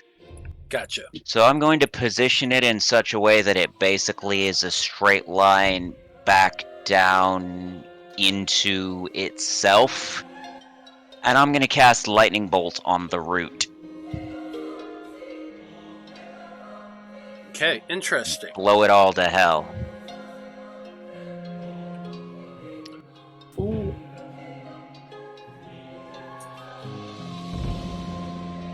Basically, like, as much of a direct line as I can get from the root straight back in on itself, you know, to the rest of the tree and whatever. Yeah, no, I get exactly where you're going with this. What I'm going to, since it's not an attack roll, I want you to first roll me a, first choose high or low. High. Roll a D100. Okay. Let me move the turn order so I can. 81. It is high. It is high. You cast your spell. Do your damage. It is 31 lightning damage. 31 points of lightning damage. You cast your spell. The spell goes upward, smashing into the root of the of what you now know is the Dreaming Tree. It's petrified. It's ancient. It's been there for millennia. Doing 35 points of lightning, or 31 points of lightning damage. The spell crackles along the edge of your vision. You watch as this electrical arc goes both ways, into the wall, down to its tip. As it hits the tip, you see an arc of electricity. It goes directly down. I need Bendleton to make a dexterity saving throw. Yeah, he does. Because these people forgot who my master was, and that I was trained by him, and that he crazy. Okay, that is a save. All right, it is a failure. Yes, Not a save. Yeah, sorry. 10 It is a failure. 10 sure shouldn't be saving. No, definitely not. It is a failure. He chooses to save as well, using his second legendary action. He is going to be taking half the damage. That is 15. You watch as that bolt of lightning just shoots down through the portal to the other side where it hits Bendleton, and he's trying to resist it while he's still casting the spell. He drops to one knee. He's looking extremely hurt right now. And you see some of the blood that from the hits that he's been taking from Ichabod begin to suck upward into the swirling portal as well. Now you look up, and the Dreamroot, right where you hit it with that lightning, it seems like half charred away, and a lot of the petrified wood just straight up exploded off. It's hanging on by a thread, but it's still holding a little bit. Yeah, it would also catch on fire if it's flammable. Yeah, it's petrified wood. I'm going to assume it's not flammable. Okay. So I already cast a major spell, which means I can't cast one with my bonus action. I'm going to use my telekinetic to force Bendleton to make a strength save. Okay. Or be shoved. That's not going to do her. That is not going to do it. That's going to take his last legendary action to stay right where he is. Legendary resistance? Or resistance, legendary resistance. He doesn't have legendary actions. He has legendary resistances. But anyway, yeah, he uses his last one to stay in place. He seems to be wanting to be exactly where he is. Okay, well, I did my best. No. And that was movement, bonus action, and action, so I'm done. Okay. At the end of your turn, when the cultist wizard would have been going, you see the portal begin to shift in color. It grows darker for a moment, and you hear Bendleton's voice screaming out at you.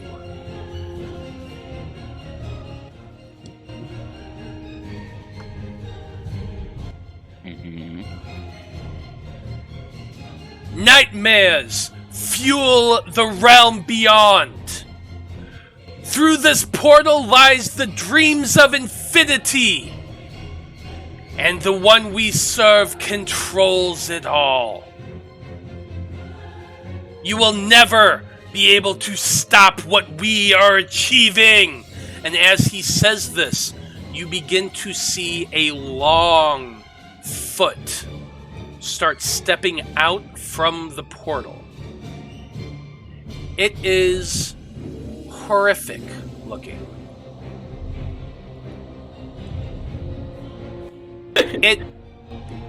It seems gray in color. Long claws tip the four toes of this thing. As its knee comes through the portal, you can see spikes along it.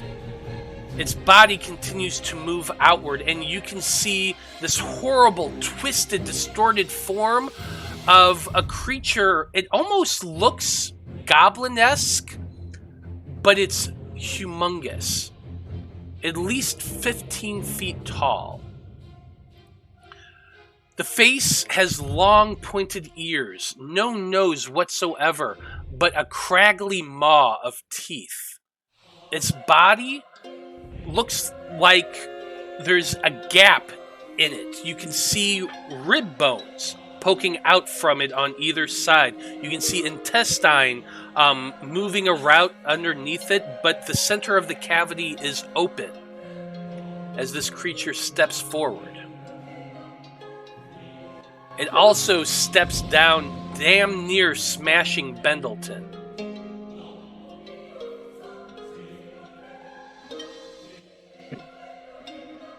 I just used this enemy in my last game on Thursday.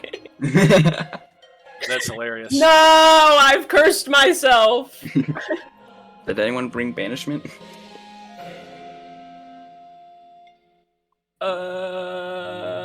We're dead. Okay. I do not have banishment. I also do not have dispel magic either. Well, it's gonna be a fun one.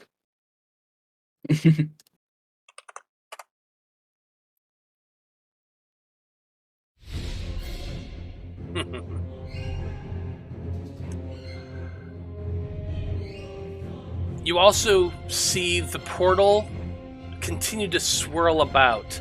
It was dark for that moment, but then it clears up once again. And you can see it turning back to that bluish, purplish color as this thing steps outward. Shifted to the hell dimension, of course.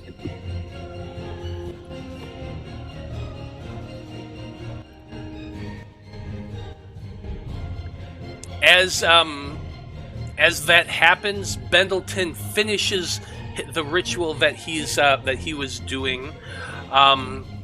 He looks back at you all and he says, "You will never stop us. You will never defeat us. We are eternal, and we will bring about our master's will. I go now to join them. This will be your final resting place." Okay. And for his action, he jumps into the portal. Okay, so he moves to jump into the portal. Can I take my opportunity attack? Go for it. Okay. Please hit him. I'm hoping. 23, baby! 23 does hit. Zero. You ain't going fucking nowhere! You ain't going fucking nowhere! I'm hitting him with a 3rd level smite. Okay, well, so instead, yeah, that's fine. Die, fool. 28. Nowhere. You're going fucking nowhere. Wait, let me do it as Ichabod. You ain't going fucking nowhere. I got you Until your next 3 minutes of playtime. You hang out right here with this thing you summoned.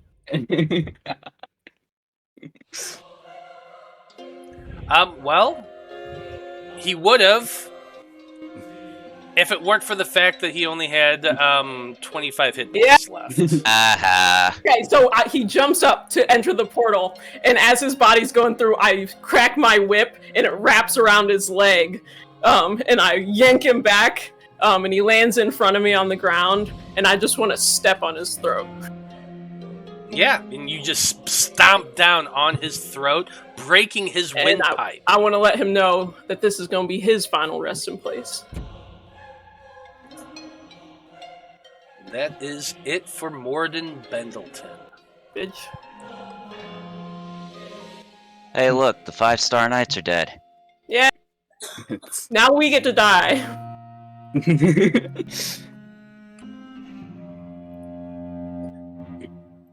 We need to call up customer service about their treatment of us now that they can't refute it and get a bunch of gift cards for free. I have. Well, that's it for Bendleton's turn, so next we have the Blaznir. Blaznir. The Blaznir. Yes. Not just Blaznir, the Blaznir. The Blaznir. The only Blaznir. Now presenting the Blaznir.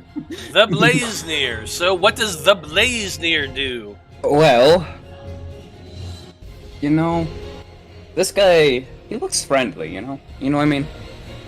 No, I don't know what you mean. Okay, well, that's fair. I was just hoping, honestly. Can I get... I want him to be undead, so. I'm gonna get closer, but I want to get healing to everybody. I'll get closer. You still have that banshee. I look, Banshee is annoying, but you know, I think I have bigger fish to fry at this point. Okay. I'm going to cast Mass Cure Wounds. Oh, I can get Love everybody. that. I love that. Thank you. Yes. Yes. Yeah, 30-foot radius. I'm gonna cast this at 6th level because I feel like everyone's hurt. So sexy. Love it. So that's Oh, it's so beautiful. 33 points of healing to everybody. Yes. There you go, 33 points of healing. Too bad Tomas was nowhere near. Or you Tomas. too damn slow. Too He's bad too it's far not away. 3-5 where the positive energy would hurt the undead. Mm-hmm. Yeah. And let's see. Can't do that as a bonus action. I'm going to use a bardic inspiration to give myself. No, you know what? I'm gonna give someone bardic inspiration. Give Ichabod bardic inspiration. Yes. There you go. Bardic inspiration to Ichabod. All right. Maybe we won't die. I don't know. 'Cause I Definitely don't, gonna die. I don't want to waste. I an can't action. say for sure. So yeah, you got bardic inspo, and I think it's a D6. D8. So, no, 6 for me. I'm only a level 4. Damn. Yeah.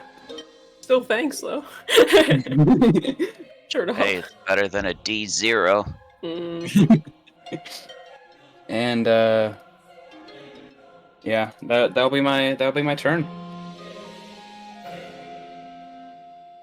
I like it. Well, next up we have Tomas, who, all the way down here at the bottom. Doesn't know what the hell's going on. Well, I mean, he could at least have seen the bright swirling portal change color, Yeah. and then the something come out of it. It would probably be a silhouette to him, but he can definitely see that it's big. So I'm going to move him 40 feet.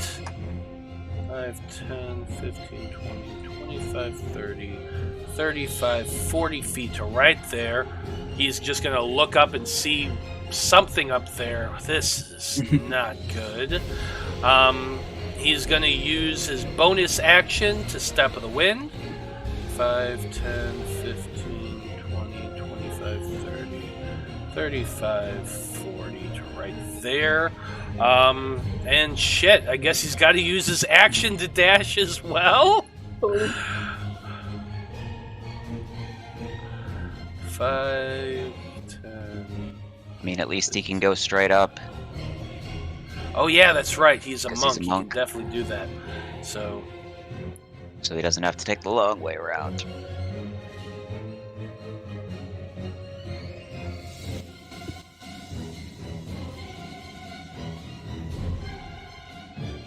he's gonna get to right there. Look around and go. Oh shit! That's not good. Yeah, no, it's pretty bad up here. We killed the knight though. Oh, that's good. Yeah. Any That guy idea sucked. what this thing is? He's going to. You know what? Why doesn't he make a? Probably this would be a Arcana check. Yeah, I'm curious to try because since I fought on the Shadowfell, I don't know. So if wait, is it undead? To say usually undead falls under religion, not. It's Arcana. not undead. Okay. I rolled what I rolled. Okay. And it's with a 7. Yeah, he has no clue whatsoever. I have No idea what this thing is. It's got ribs poking out of it. It might be some type of undead. I have no idea. It's kind of gross looking, isn't it? Ugh, definitely. Yeah, we should probably kill it. Lapis, you're up next. Okay, so if I go right here, would that be considered flanking? You would really have to be like back here to flank with Ichabod. Okay, so is that a spot where I can't actually go to? Yeah, so in the middle there was another little mound of dirt that's only 5 feet tall. There's vines and plant matter and all that. Since you're a monk, I believe you have a thing that allows you to ignore difficult terrain, don't you? I believe so. I can find it. I just can't think of what it is right now. But either way, your speed is 40. So even if you Yeah. 50. 50, there you go. Yeah, so either way, you can get up there and have no problem Yeah, getting right behind I it. think the difficult terrain thing is just for certain druids.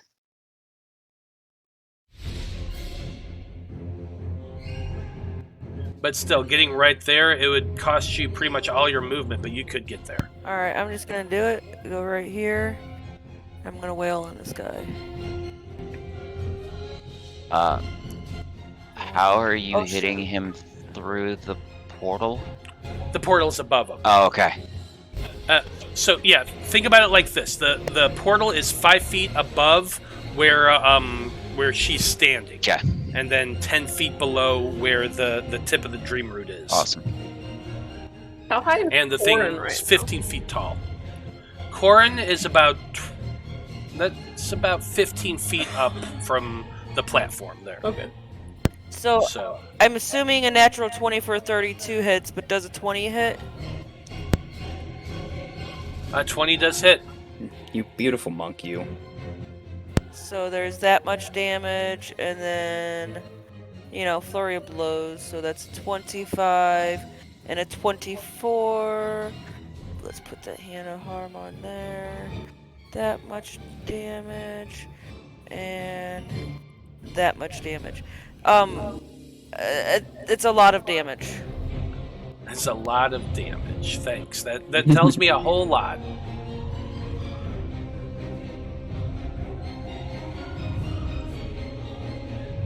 It's 46 points of damage in total.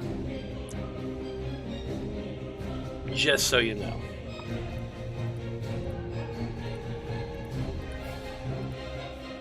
But yeah, you go running up, punching away, slamming it with that quarter staff of yours, doing an impressive amount of hits to, well, what amounts to this thing's legs and knees. It's 15 feet tall. But yeah, anyway, that it for your turn? Yeah, because I moved action, bonus action. Yeah, that's everything. Yep. Groovy. Okay, next up we have the Devourer's turn, because that's what this thing is.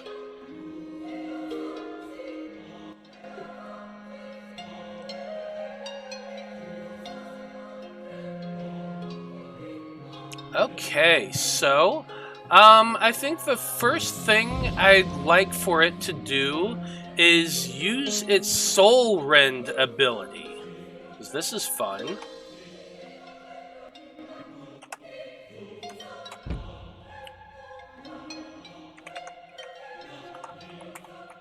So I need everyone in a 20-foot radius. 20 foot? Yeah, 20-foot radius.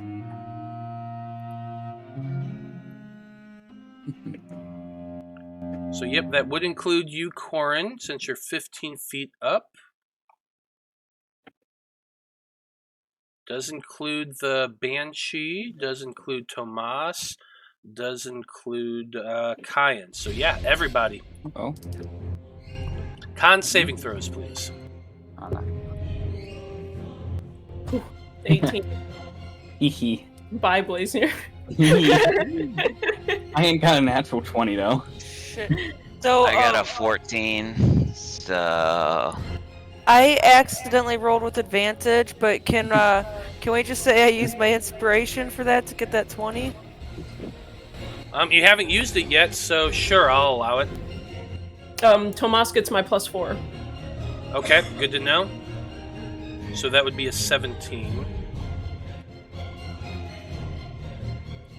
So yeah, I got a 20 because I definitely would have used that inspiration if I didn't roll with advantage.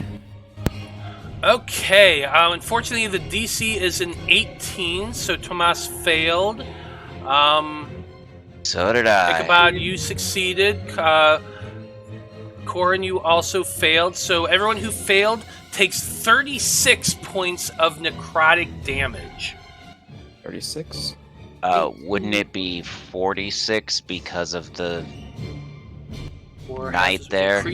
Increase the damage by 10 for each living humanoid with 0 hit points. Yeah, he's not living anymore. That one's actually a really tough call because we Yeah. have used before the fact that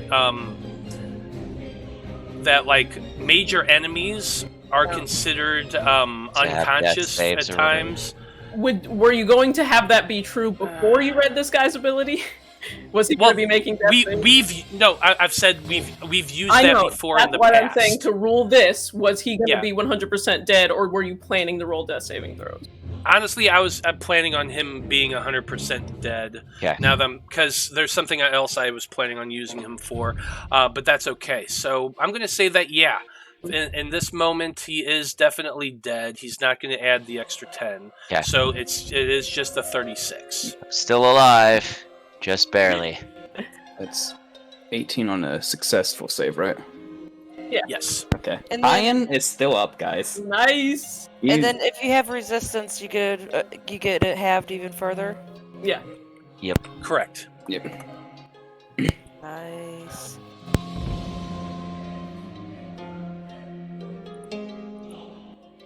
Now Yay what? for only 9 damage. Oh, brag Lucky. about it. Half would be. Oh yeah, you're right. Half is 18. Yep. Mm-hmm. Yeah, Another then I have So my life well tattoo gives me necrotic damage. Yeah. Or I got it. necrotic Resistance. resistance. Yes. yeah. Yeah. So and honestly, like the whole soul rend thing, I feel like it's meant to be like just if any players are at 0 in Yeah. that area. Yeah. More than anything else. Yeah.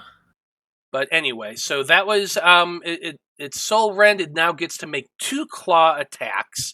I'm gonna just say that it's gonna do 1 at Ichabod, 1 at Lapis, Okay. because it doesn't really know either of you right now. Doesn't know anything about it, so just 1 at each.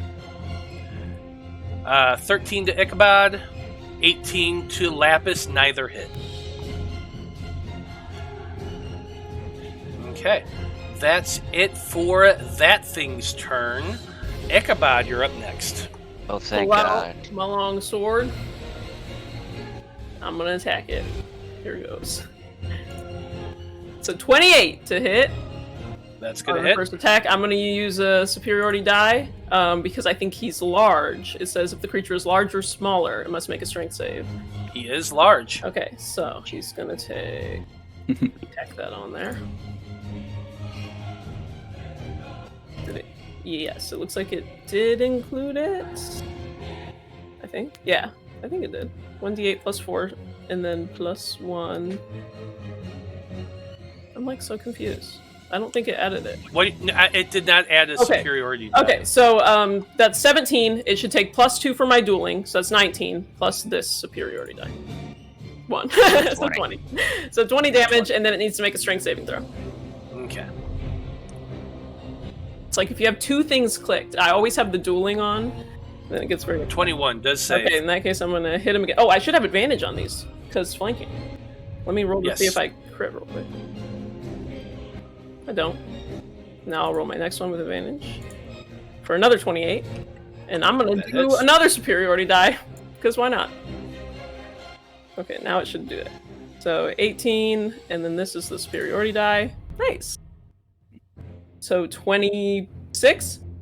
26 points of damage. 46 total and another strength save. I think he's got really good strength, so we'll see. Probably. He's big. He is big, but 24 Okay. does say. Yep. that's okay. Still took my extra damage. I am going to. Oh man, should I do this? Okay, I'll do it. I'll bonus action pull out my whip and hit him with that. Oh, 29. Yeah, that hits. So I am no longer dueling. There we go. That's 9 more slashing damage. Hope y'all will be okay. Because I'm just We'll be winning. fine. We gonna find out. Okay. Yep, we'll find out. Alright, friends, stay safe out It's there. not like there's a banshee behind a healer. Mm-hmm. They thirsty, my friends. Speaking of which, it is the Banshee's turn. There's a banshee behind a healer? What? Yeah. Right behind me, isn't he? I thought she had gone off to join a successful Irish band. I thought she dimension doored away. Yeah, she's like really well- scared of the big guy, you know? Good news is that the 11 missed Blaznir. Lovely business.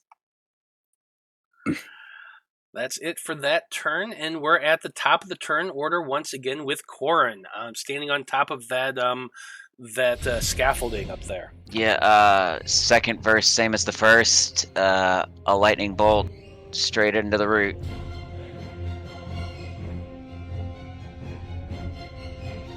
Okay. High or low? High. Roll a D100. 21. It is not Oof. high, so it's probably gonna zap me instead.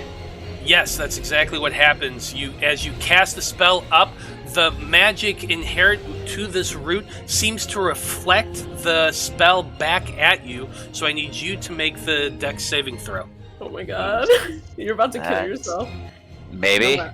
Yeah, I feel like even halved, you're probably gonna be dead. Let's see. There's no So, it's a dex save, DC 18.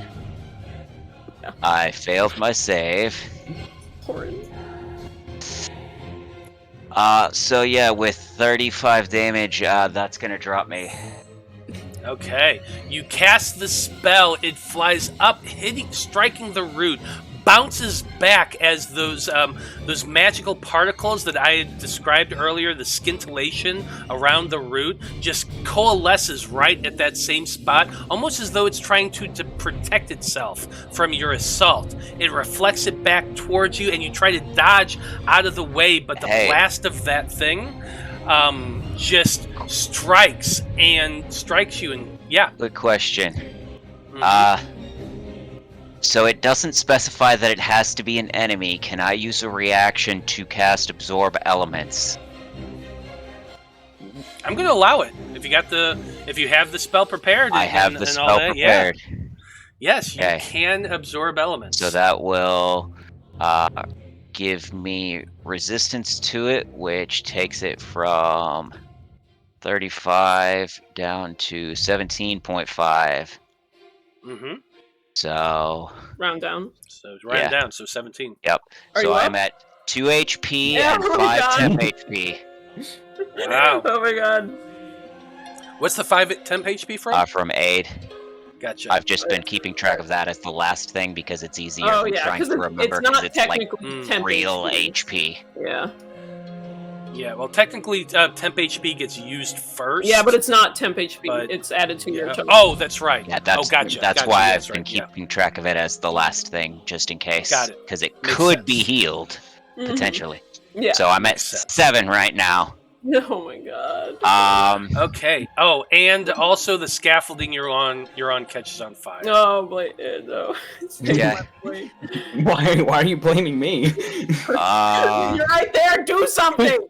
You're supposed to be watching him. Well, let's see, that's my Right action here. and my reaction. I you said that technically on still fire. have movement and bonus action. You better move your ass. Hey. Yeah, because you are now standing in fire. Like the scaffolding underneath you Uh-huh. blazes and catches on fire. Sure. 5, 10. I'll just go here, I guess. And then,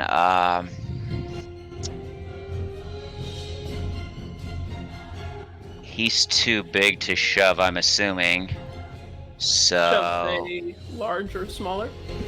Actually, no, it doesn't say. It just says one creature within 30 feet of you. So you can shove anybody. You can shove a I'll dragon. just shove. I'll shove the banshee, or try to. Okay. That's a strength saving throw? Yep. This will go really well. Yeah. I rolled a -3. Yeah. Shove it 5 feet away from us, me and Blaznir, please. Boom. It is now flying above the air right there. Cool. It's rough out here. How high are the flames? I mean, it's the scaffolding itself. I imagine just the top portion of it is now on fire. Alright. So 15 feet up. I guess basically I'm just asking if the flames are high enough that it could potentially catch the root on fire. Again, the root is petrified wood. Okay. That's it for your turn. Blaznir, you're up next, but at least there isn't a banshee next to you. Yeah, I can move around. It's great. I was going to attack, but it seems like everyone's hurt again. Nah. So Yeah, I'm like, it's fine. It's fine. They're fine. Hey, Junior, I'm not you even want to bloody, be bro. able to play a wizard, don't you? oh, the voices are talking again. This is your chance to play a wizard. Wow. Kill all your friends, Blaznir. You don't even have to do anything. Just let them die. It'll happen naturally. You're right. I could just dimension door away. No, Blaznir, he's falling to the dark side. He's dimension dooring. That's step one. I'm pretty sure you've already used your dimension door for the day, but That's a gateway drug to falling to the dark side. Casting dimension door. yep, definitely. Oh, then Corrin's gonna go too. Oh. Anyway, yeah, I want to summon something. Oh no, Can you summon a big elemental, like a fire elemental? that's what I was thinking of, but like, what And if it then gets... use the elemental to smash on that root there? I think the root's a later problem, truthfully. Yeah, please Yeah, kill the well, big who's the one with the 20 intelligence? Alright, well that doesn't mean anything. Let's see, how many creatures are within 1, 2, 3, 4, 5, 6? Okay, you know what? I'll cast Mass Cure Wounds again and get everybody in it. My king. What level are you casting this spell? Just 5th. Fifth. So that's Okay. 22 to everybody. Yeah, you mean 23? 23, Yeah, right? Oh, Matthew, that reminds me. Did you ever roll for Kyan to for the Yeah. Soul Rend? Yeah, he got a natural 20 Gotcha. for 22. Okay. So I'm He gets feeling healed by good. this spell too, right? he Cool. takes Yeah, he would. And Okay, well that helps out Tomas for sure. Oh yeah, I'm feeling spicy. 10, 15. I kind of want to be a bit further away, but I don't think I can. Bonus action.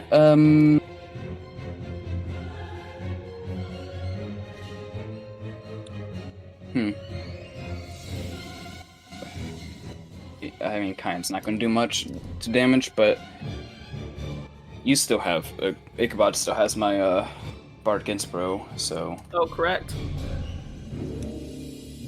can I do that to multiple creatures at the same time? Yeah, you can do it to have as many of them out there. Okay, it's just they can only have one. Like Yeah. each creature can have Yeah. one at a time. Okay, Yeah, it's not like a concentration thing or anything like that. cool. You got Lapis and you got Tomas next to you. Yeah.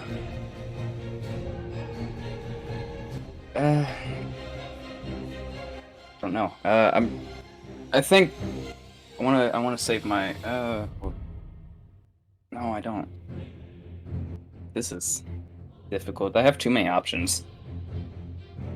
I built this character with a lot of options, and it's hurting me now. I know that feel, bro. Mhm. Well, I mean, all you got left is a bonus action, so what are you doing? Yeah. Well, it's just I'm kind of hung up on making kind attack or teleport someone or Arctic Inspiration. Because teleport could help a little bit with, getting... I mean, I guess he's gonna get in there anyway. I would just fire a seed or something. Yeah. That just distracts me, right? Oh, Yeah. natural 20! Correct decision. So, Nice. 9 points of fire damage. Yeah, you shoot that fire damage at the Devourer. It strikes and kind of bursts a little bit with that flame, which does do extra damage, but you also notice it doesn't hurt the creature nearly as much as you were hoping it would. Everything has fire resistance nowadays. What gives? I'm more confused by the fact that it does extra damage, but also doesn't. Extra crit damage. Right? Is what he's Yeah. saying. Oh, It takes the Gotcha. crit damage. Yeah. It doesn't. It But you got the crit damage, but it's resistant. yeah, that makes sense now. Let's see, that's 5, 10, 15, 20, 25, 30. I'm just gonna go down there and hope I'm, far enough away to where it can't hit me. New OSHA regulations. Okay, that's it for Blaznir's turn. We've got Tomas up next. Let's see. Does he want to cast a spell, or does he want to?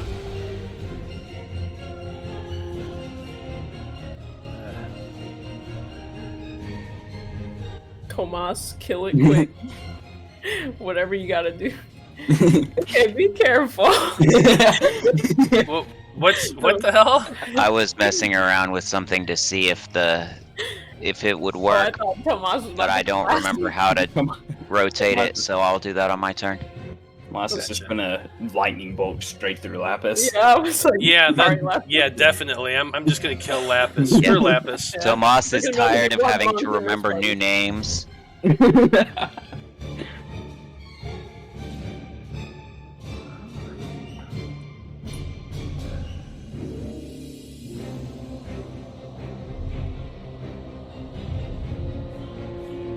Actually, Uh-oh. he could do that. Do Yeah, because it. she's got a high dex save, and if she succeeds, takes no damage.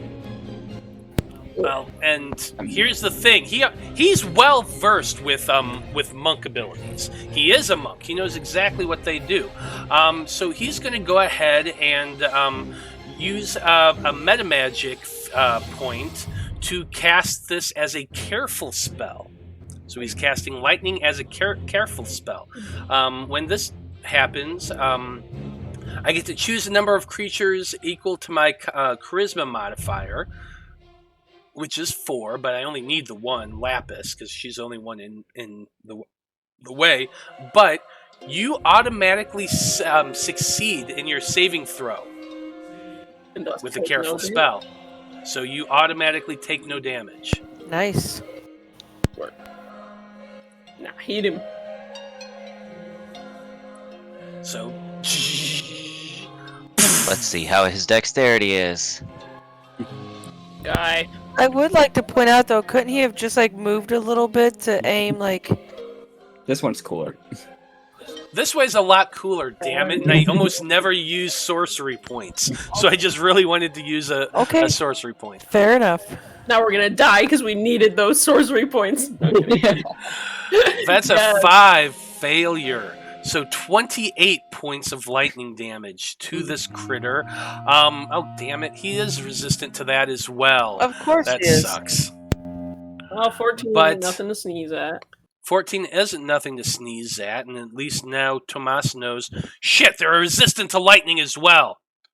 Focus on attacks, everybody. All I I ever don't have melee. Okay, I'll try. But we know resistant to fire, resistant to lightning. So Mhm. you got some force. Technically. That's it for Not much. Tomas's turn. And speaking of force, Lapis. Yeah, he may be resistant to fire and Brute lightning. but force. It's not resistant to this. It's not Oh, I resistant. forgot. Okay, that's gonna be Damn. 25. I forgot the advantage. Yeah, he's not 25 resistant. and He's going to be 19. immune to bludgeoning. 19 does hit. Okay. So there's 11 and 12 damage, so that's 23.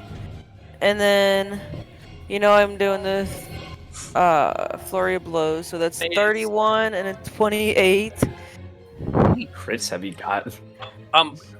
Also, if you use your hand of harm on that crit, that's double Yeah, that too. I meant to. Just roll the hand harm twice. Yeah. Okay, there's 1 and 2 for the hand of harm, and then that. So that's a lot of. Let's see here. That's 12. 34. Okay. 34 more points of damage. Yep, that much damage to that guy.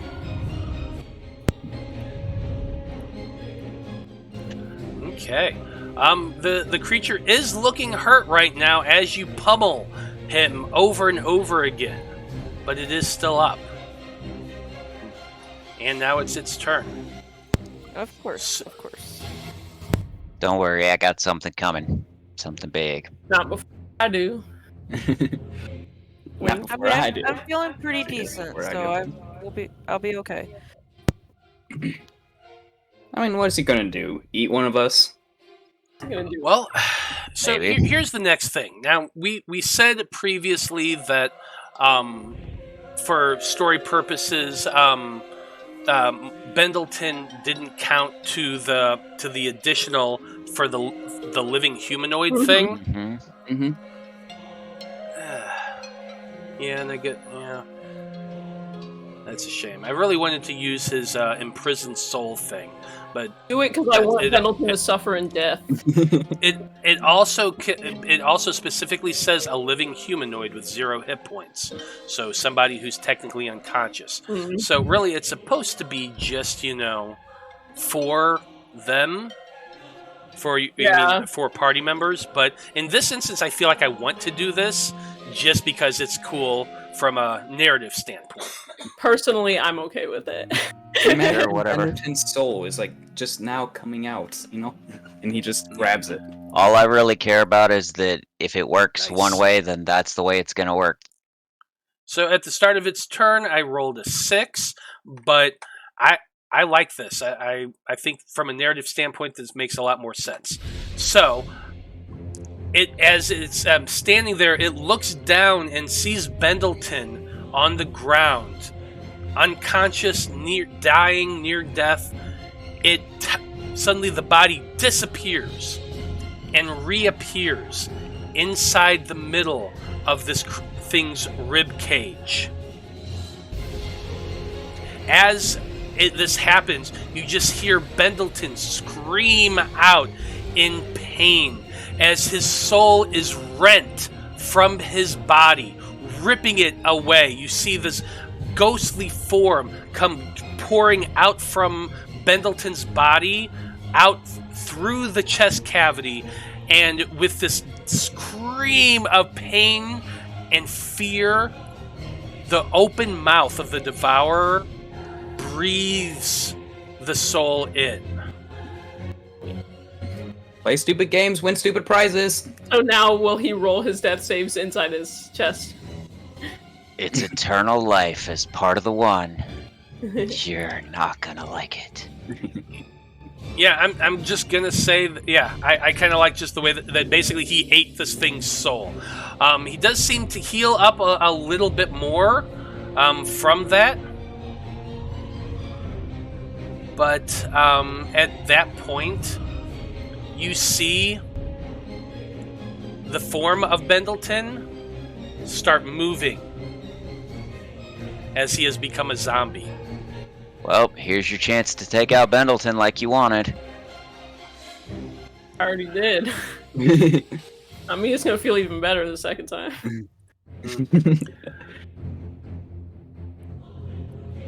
So, that was the first thing, using its soul rend. Now I'm going to use 2 claw attacks, and I feel like Lapis is the one that's done the most damage to this guy so far, but only a little bit. By a little bit. So why don't I just do 1 against each of you? Sure, why not? Ichabod with a 28. Yep, that's gonna hit me.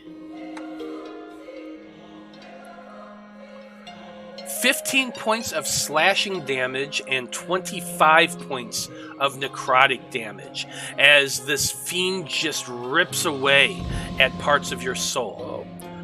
Second attack is at Lapis, but a 15 is going to miss.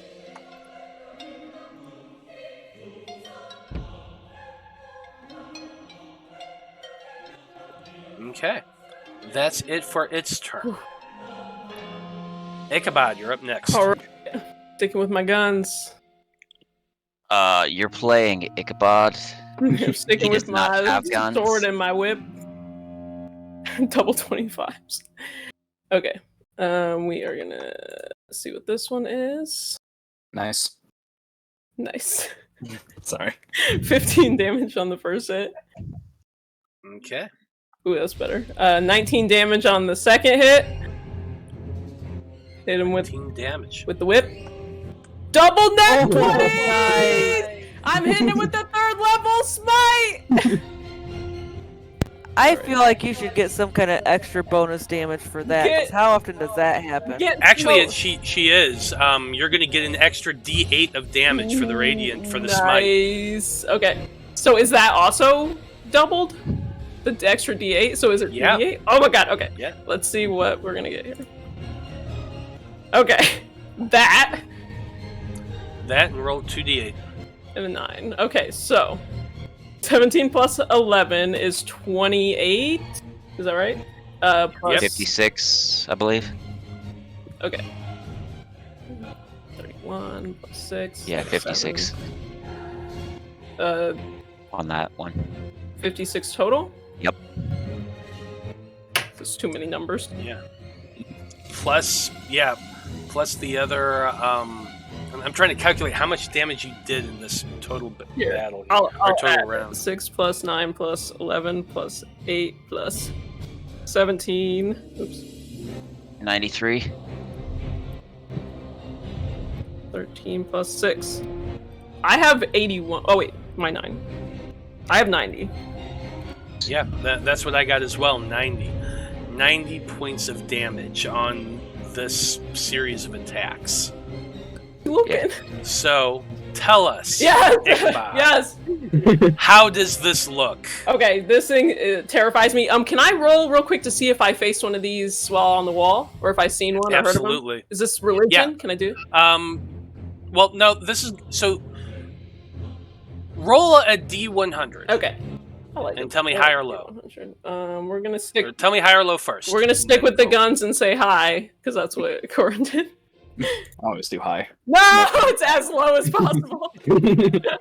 I literally wanted a the DC wasn't very high, but I think a 2 is not Oh, enough. come on. I'm gonna I don't know say, yeah, nothing you probably about did this not fight this. creature. But I see it. It looks very scary. And I 1-2 slash into it. Or maybe I slash its knee, and it falls to one knee, and then I slash its other knee, so it falls to the next knee, and kind of falls on its hands, and then I wrap my whip around its throat, and the radiant energy just like soars Rips through its head it. off. Yeah, that 3rd level smite, radiant energy just soars through it. Its eyes like glow with the light, and its whole head is just like fried. I love it. Yeah, I'm gonna say fuck it. You have faced one of these before. Who Yes. cares? even with a 2 on a D100.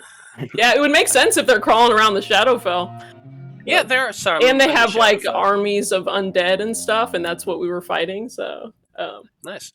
all right, that did not go nearly as bad as it went last time. We didn't lose anybody important. That is. Oh wait, is there a zombie? Yeah, there is still a zombie. Like as this thing falls, the rib cage opens up and a zombie comes tumbling out. I think we should keep him. He's kind of cute. I've always Somebody- wanted a zombie friend. Yeah, let's Take off put a his- muzzle on him. We'll take off his arms and his lower jaw, you know. Yeah. Put a Okay. leash on him. Put a little leash on him. All right. Ichabod feels great. Yeah, that's it for your turn. There is still a banshee, and there is the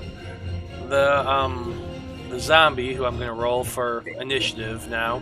It shouldn't take too long. I hope. We got 15 minutes. This is going to take an hour. Honestly. Yeah, we got 15 minutes left. It's fine. Oh my god, I can't believe I was waiting for that crit. The double crit. We'll say the banshee gets to go next. It's going to go flying up to the nearest target, which is Corrin. Yep. No!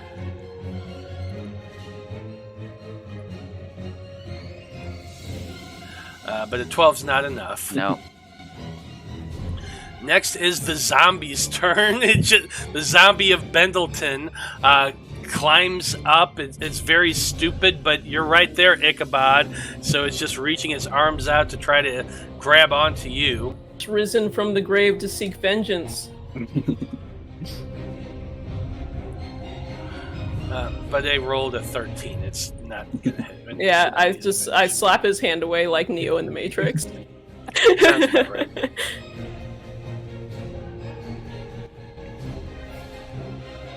Anywho,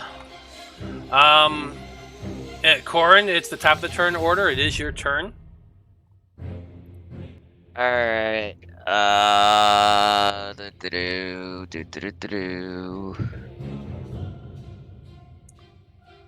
Trying to decide exactly what I want to do, because sending another lightning bolt into the roof doesn't seem like a good idea. Kill yourself. Kill that banshee. I guess I'll just try and, I mean, you said it looks pretty messed up, What's that? the root. I mean, yeah, it's definitely been shattered quite a bit. Okay, I'm gonna try and throw a chromatic orb at it. Okay. High or low? High. 79. Roll a D100. 79. Cool. Roll to attack. 17. 17 does hit. I will cast it at, let's say, 5th level is fine.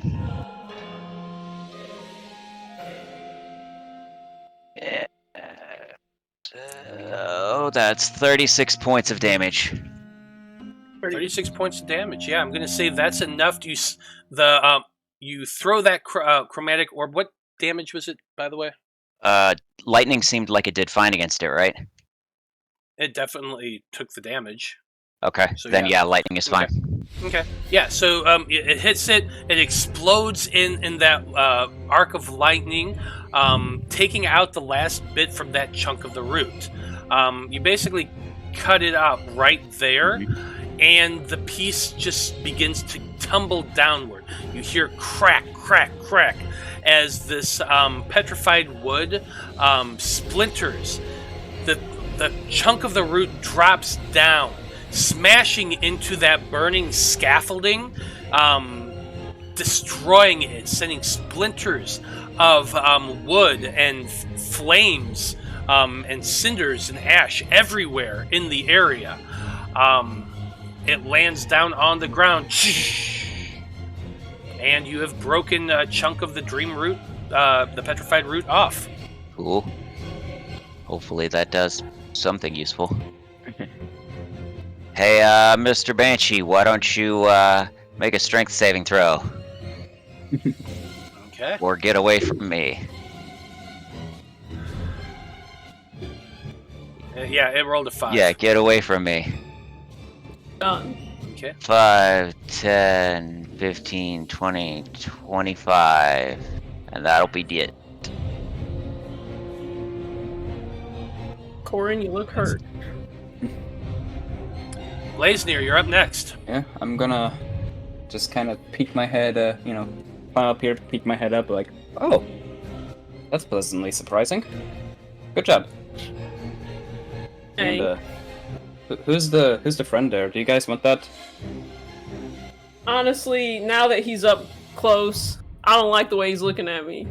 Yeah, me neither, honestly. I'm gonna deal with the Banshee first, okay? Yeah, I was gonna say your old enemy is over there. Yeah. Yeah, the Banshee that you still haven't managed to kill yet. I haven't been trying. It's okay. One step at a time, okay? I'm gonna cast 3rd level Scorching Ray. Oh my god. It's just not doing me favors today. Is it 15? Banshee? Yeah, does a 15 hit the Banshee? Yeah, it does. Okay, cool. That's 8 points of fire damage, and Okay. just gonna keep on 23 hits. That's Yep. 7 points of fire damage. 23 to hit. That's 13 points of fire damage, and I'm sure all of these are halved, but it's fine. And 14 points of fire damage. Yeah, they are halved. It is resistant to fire. It's still up, I'm guessing. I should have done a level higher, I guess. That's alright. Kyan's also angry at the Banshee, so, I'm gonna shoot at it. 14 to hit. Pew. That does hit. Okay, 11 points of fire damage then.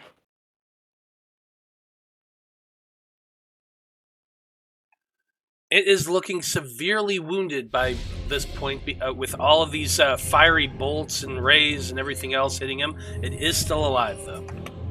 It uses It only Dimension has Door to one escape. hit point. Yes, he uses Dimension Door to escape. That's Nah. definitely something Banshees have. Not my worst enemy. It is now. Gonna find it. It's Tomas's turn. Yep. He's gonna look over at the zombie and say, I feel like this is gonna be more cathartic for y'all than it will be for me. Oh, yeah. So he's just gonna walk over 5, 10, 15, 20, 25 feet to the Banshee, stab the Banshee. Yeah.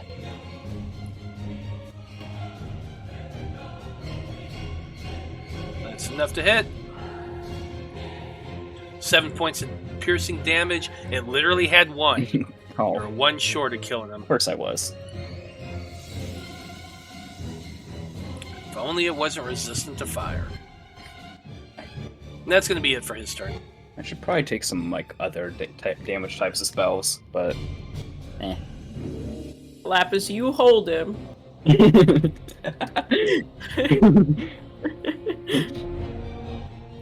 I just want to slap. I want to slap him around a little bit first.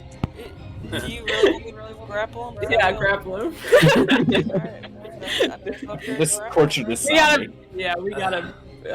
Just kill him, guys. We gotta Just hit him. Well, my turn is next. Okay, Lapis, grapple check, athletics. You got this. I should probably shouldn't have been advantage, but maybe because I'm flanking. Ooh. No, no. It is. You do not get advantage. Of this. You know what? Fuck it. I don't care. It doesn't matter. Sure, you can have advantage of this. I don't want to take this away from you. He's so defeated. Well, I mean, to be fair, you can do a grapple check for every attack. Yeah, you can do it. Again. Yeah. Oh yeah. That's Yeah, fair. you can keep doing it over and over again. So it's fine. Okay, Lapis, you're grappling him and holding him in place. Ichabod, what are you doing? I cut off his left arm. 17. Sure. Oops, ignore that divine smite. Smite. If he's still up, I cut off his right arm. He's technically still up. He has 22 hit points, but Okay. I cut off his right arm. yeah, you're now Michonne, and you have an armless zombie before it falls down. Oh man, died so quick. I'll bite your legs off. Wait, don't he have to make his zombie resilience? Oh yeah, I do, don't I? So it's 13 plus 5, so 19 is the DC, right?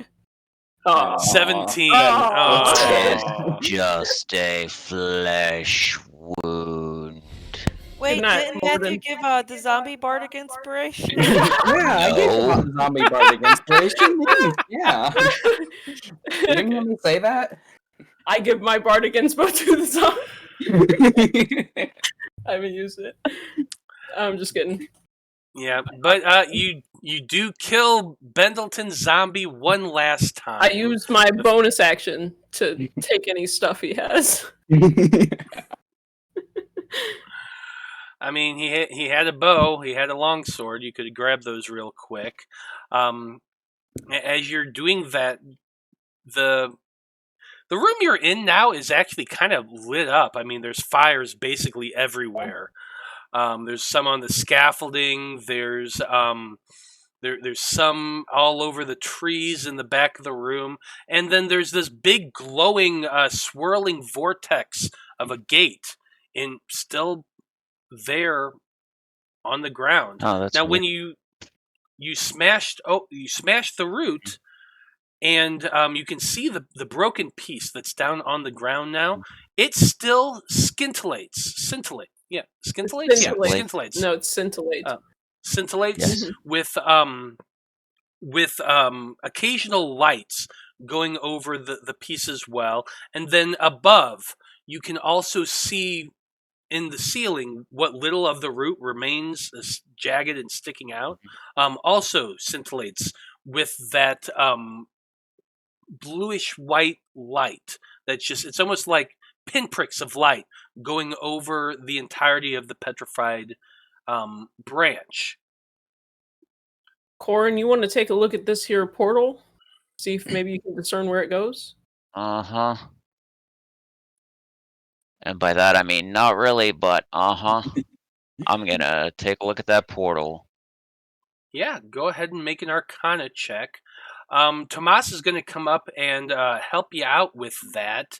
He knows a little bit about magic, so Guidance as well, because I'm awesome. 29 plus a D4. Nice. 33. okay. So, knowledge of the old ways.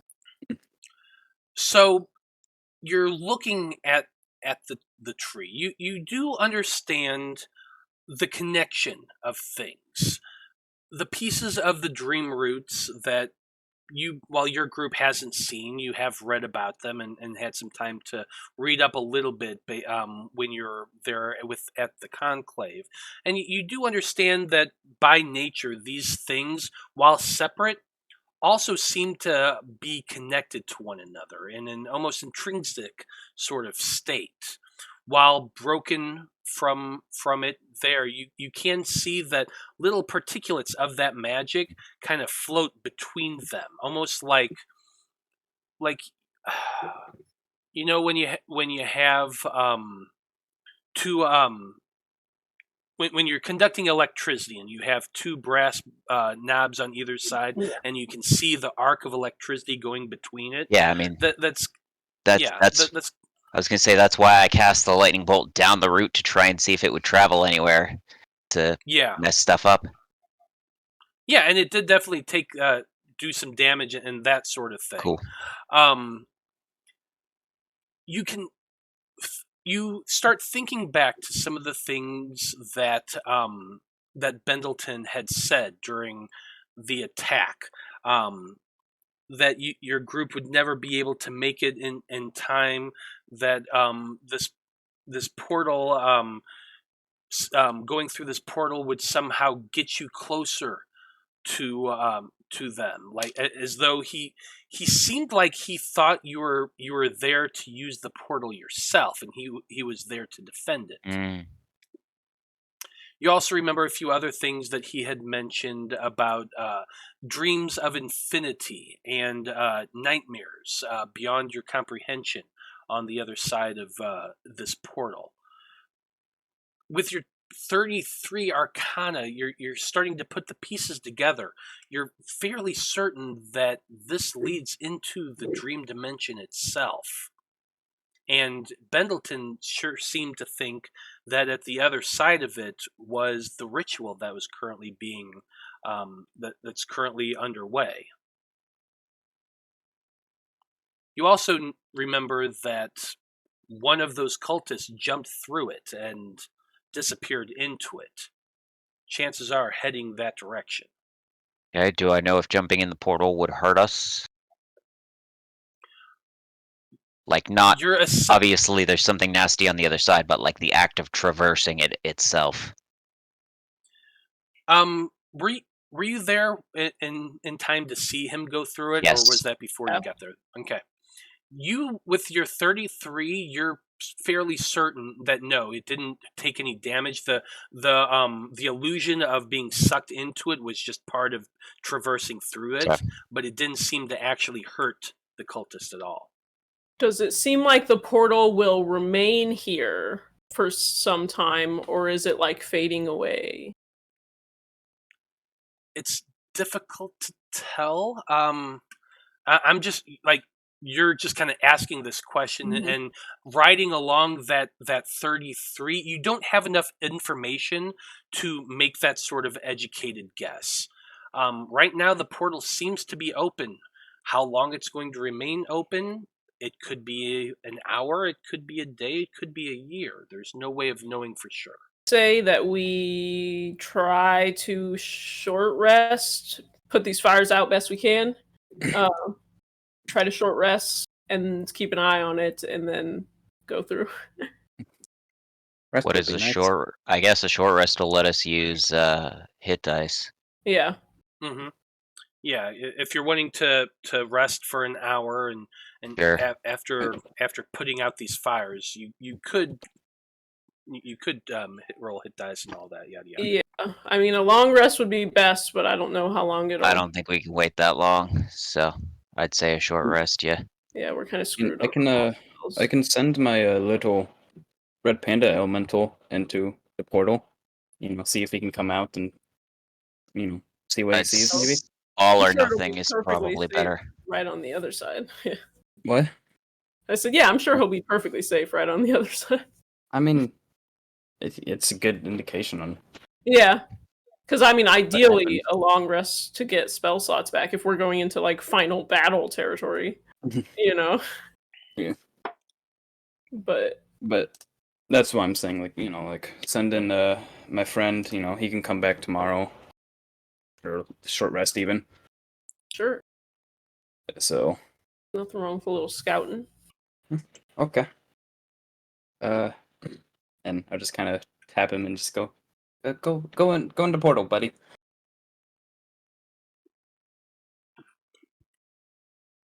He just looks at you, more like you go in the portal, nerd.